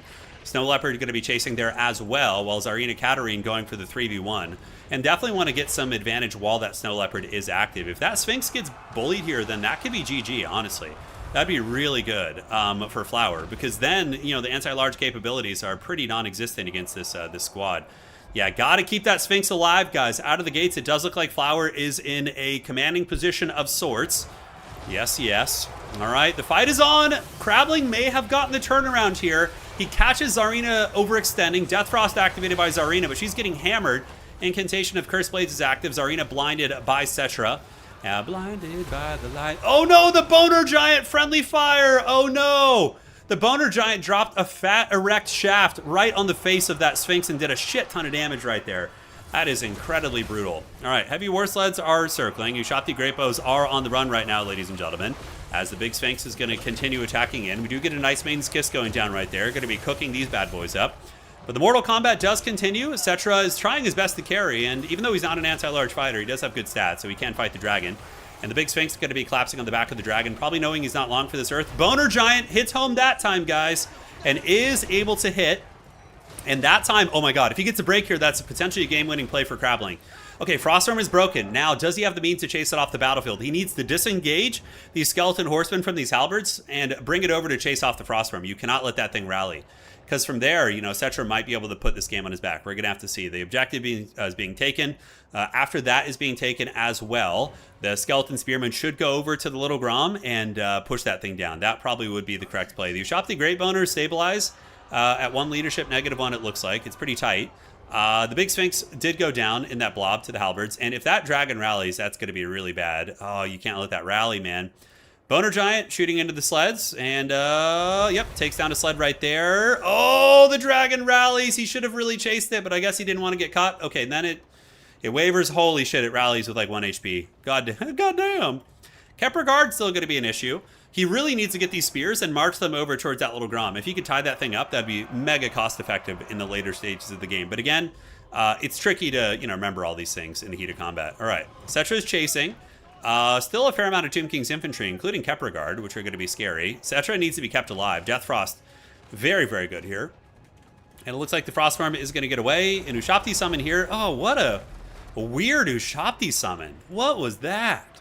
That was not good at all. An Ushabti summon on Little Grom would be goated. It would take off that anti-large shooting, give Cetra better survivability. I mean, maybe get it down to half health and or break it. But that was just a Bronzodia. Ushabti summon. Man, it must have been a panic. He was just like in a moment going for that and just trying to get the block on those retreating chariots, but that was not a good idea at all. With that being said, guys, it kind of looks like Flower is potentially going to be closing out the series here with a very, very dominant 4-1 potentially. Crabling chasing with the chasing the Kislevites warriors with his Kepler Guard. Cetra is just looking low. I mean, Little Grom is going to butter his bread. And honestly, Little Grom should maybe just switch on to Cetra and just end the game. I mean, if Cetra is dead, what the hell do the Tomb Kings have? A Boner left as well as some Kepler Guard? I mean, that's it. He has the objective, but like only 100 points on that. Cetra is juking. He's got 1200 HP right there. And what's cracking over here? We do see the Ushabti being kited by the war sleds. They are a summon. It's a very good play here. He has the war sleds on save ammunition. And Kisevite warriors are going to be getting on top of the Boner Giant. So the Boner Giant trying to finish off your girl. Oh, he's like, this is like an epic movie moment. He's like, help me, one last shot before I go. And he connects. 700 HP. Tsarina Katarine is unbreakable. Cetra kiting. Kepler Guard, is there a chance? Is there a chance for Crabling to rally this game back? Currently, Flower is in the dominant position, in my opinion. But getting a kill on Tsarina, not getting sniped by Little Grom in the fourth quarter. Oh, Tsarina! Oh, she breaks, but doesn't get hit. Kepler Guard are going to move over to the objective. Cetra needs to find a way to live also. And if the Boner Giant can just scoot and shoot. Dude, homie's playing StarCraft right now. He's going to freaking stim pack this Bone Giant, move it up. Rip the shot. Oh, the epic shot from downtown. Can he hit? Oh, and she does get hit. That's probably going to be a shatter or close to it. -5, -7. And Homegirl is gone. Oh my god. Can the Tomb Kings rally this freaking game back with Kepra Guard and Haggard Cetra? Little Grom is almost... You got to dodge this shot. This is do or die. You got to dodge this. He dodges it. Pro gamer plays. Crabling able to dodge that right there. Kepra Guard's still going strong. Boner Giant is down. Zarina Katarine is running for the hills. And now Cetra needs to get this frickin' Frostworm without taking too much damage. Yeah, the sleds still have ammo, though. I think that probably is just game over, right? Oh, no, and he got hit by Little Grom. That's GG. I think that's over. Yep, that's it. That was like his only hope was to have Cetra hard carry here, but he's getting nailed by the sleds. And yeah, the Little Grom was able to connect with that last shot. Little Grom's sitting at 1400 value right now. Cetra might as well go out on a shield and take down the Frostworm, or at least try to. Just, yeah, pop everything and go for it. All right, he's going to go. The objective's still being held. The heavy war sled shooting. Oh my god, Crabling just holding on tooth and nail. He really should have sent some spears back here earlier. I think he could have tied down Little Grom. Yeah, the early SE fights did not go Crabling's way, that's for sure. And Cetra's going to be charging in right now, but just eating sled fire. And down he goes. And with that, ladies and gentlemen, what an epic duel of fates. It does look like Flower is going to be the 2026 World Champion of Conquest Mode. Very, very clean performance from him. Good SE fighting, good control. Yeah, Kepra Guard will do damage, yeah, but they're just going to get cyclocharged by sleds all day. Like the sleds and the dragon, and even Zarina Katarine's back too. You definitely have the tools you need to do it. And yeah, GG, well played, guys. Flower winning the grand finals of the 2026 Conquest Mode Championship. 4-1. Epic. Epic battle indeed. All right, guys. That was, yeah, Tomb Kings are 0-3 in this tournament, I think, or 0-4. Rough run for the Tomb Kings. But clearly they have meta presence since they are being picked quite a bit. But not a good run for the Tomb Kings here today. Not a good run. But Kislev, yeah, looked good. I mean, Little Grom put in a ton of work. The SE fighting was what did very well. I mean, he was very favored in the SE fight, but the light sleds, were goated. They did really good at dragging down some of the big monsters. Ushopti Grapos somehow weren't protected. They needed a little bit more to kind of keep them in check. Yeah, those were some great frickin' matches, I do dare say. So let's go make it frickin' official, shall we? We're going to go to the bracket, and we are going to update this, and that is going to be Flower winning 4-1 in the series. GG, well played to all those players. That's going to be a victory for ODM over VM, but I'm sure VM will be scheming in the shadows, and they will be back in greater numbers to try and reclaim the title down the road. And I'm really looking forward to having some championship level events. I'll definitely work with Moores if he's down to do champion events for old 40K when that comes out. So that's going to be fun, because then we'll all be one community again, which is going to be great. But yeah, very, very fun, man. I had a great time today. Hope you guys did as well. Alas, there are no more games to cast. You know, if the games had been a little bit more contested, but the 4-0 sweep in the beginning, and here was like a 4-1 sweep too. So, you know, on the lower end of the amount of games.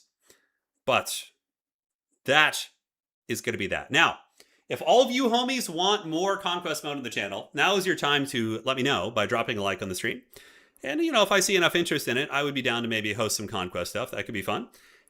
And yeah, so do that, please, for all of you guys on YouTube. And for those of you guys on Twitch, consider following and or subscribing if you enjoyed what you saw. Yes, yes. All right, lads. So that is it. Really looking forward to the future of Total War. I think it is going to be pretty awesome.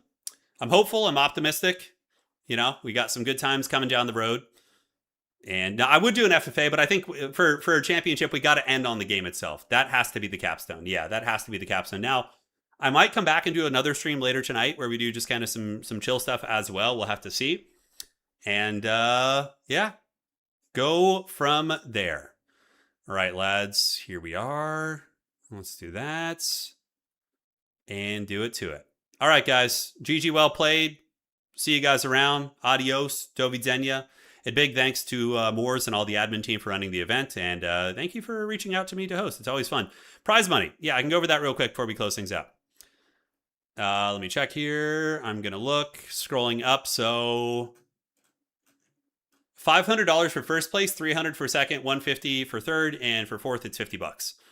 And the top 4 players get an End Times DLC for free too, which is pretty cool. So yeah, pretty similar to what you see for most contemporary tournaments, right? For major tournaments. Yeah, pretty freaking awesome. All right. And special thanks to Alchemist as well who set up the pick and ban process. So he set up the infrastructure for that. So thank you, Alchemist, for doing all that. It's pretty damn awesome. And it's all the champions as well who played in this event. Very fun. All right, guys, see you around. Take care of yourselves. That is it for tonight. I'm going to go wander around aimlessly in the streets of my town because my wife is out of the country at the moment. So I just kind of shamble around the streets like a shade. But yeah, that is it. See you guys around. Take care, lads, and well played to these mighty champions, to the admin team, Alchemist for the great UI, and to everybody who played. It was very fun. All right, lads. And also, if you want to see the rest of this, go to Dob Play's channel. He casted all the earlier rounds. I know many of you guys were on his stream yesterday, but in case you weren't and you want to see some other matches that were very high level, you can go check those out. All right, guys. See you around, and that is going to be it tonight. Thank you so much for watching.